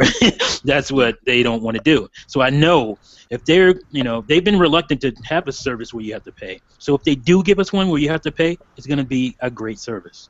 It's going to be games galore. We're going to get really good games and really good incentives for games, and I wouldn't be sore about that at all. me neither. I definitely wouldn't. Mhm. All right, well, let's go ahead and wrap it up, guys. It's been a pretty good week, I think. We got a lot of content out of the way, a lot of good discussions, if you will. So we'll go ahead and wrap it up and do our sign offs. We'll start with Zen. Okay, people, you already know who it is. The Zen Gamer, the one and only King of Logic. Now, there's a really quick announcement. I ran into some issues with my channel. A lot of you already know this. That is what pretty much resulted in us having the first ever Logiholic cast. But next Friday, we should be back with the regular Logicast because your boy has found a way around the nonsense that prevented the show from going off the way it should have and was scheduled to last Friday. How are we going to do this? I will announce this news and exactly what we need to do during the week on the channel. Notice I didn't say the ZGZ. It's now called Logic Gaming, but there's another reason for that. So there's going to be some big changes. Just stay tuned. Alrighty, Mr. Red Fox, go ahead and give you a sign out. This is Mr. Red Fox signing off. Basically, just got some big stuff coming up. Well, nothing big. Just 2 reviews. One for They Live, and another one for John Carpenter's The Thing. And semi-big podcast this Friday. Titled Darth Vader versus Doctor Doom. I don't care who wins. It's going to be an awesome fight. So that's Friday at 7. So look forward to that. Alrighty, and we have the broken Mega Buster, the silent Mega Buster with Rosalina in his heart. Mega Gamer Man. Okay.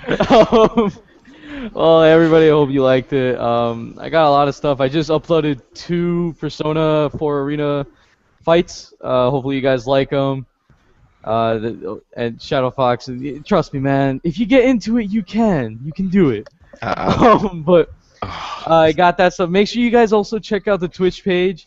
Go ahead and follow it so that way you can get emailed any single time.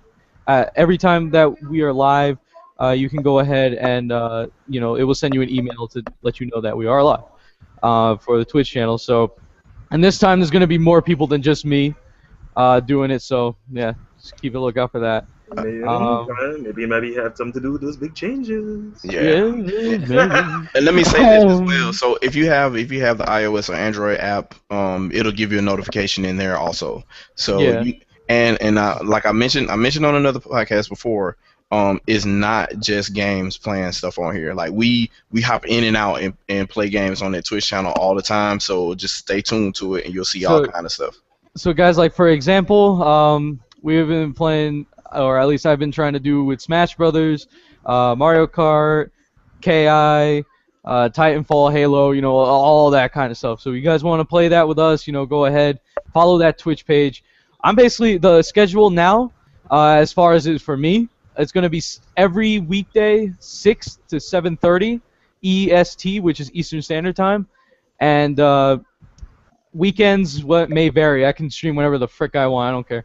But yeah, so or anybody else can. But yeah, so make sure you guys check it out because definitely I would love to play with anybody here. So, and especially if you guys have any Blaze Blue or Persona, I'm up. I'm game. So go for it. Alrighty. Mr. T. Hey fools, it's Subtlety here. Mr. T had the night off. Check out, my channel. I'm gonna be putting up some more PAX East stuff sometime in the wee hours of this morning, and so look out for that. And I'm gonna have my own thoughts on the whole, Nintendo Mobile and NX thing sometime tomorrow as well. And that's it. See you fools next time. All right, and you guys know who I am. This is Shadow Fox, the Road Ninja of K9 Descent. If you would like to debate me, please send your request to. No, I'm just kidding. But no, I've got a couple of videos that are going to be uploading as we speak. I actually had to stop one so I could start this podcast because it was lagging me out. But yeah, there's one that'll be coming up probably later on tonight, and then there'll be some more content throughout the week that I just have to finish editing. So a lot of insightful stuff, and I would beseech all of you to try to go online and look at it because it may help you out with some things that you're dealing with, specifically on the tech and gaming side. So look for me there, and look for me online on Google Plus, where I say interesting things to people that think they know what they're talking about. So other than that, this has been Gamers at Large, episode 57. You guys are wonderful. Keep following us. Keep subscribing to everybody within the Gamers at Large. If you would like to, please try to join the Gamers at Large. We have a membership program, and you come in and we talk about gaming, and this is what it's all about. So that's really all I have to say. And with that, we'll end this podcast. Peace. For a good price of $59.99, you can get all the special features.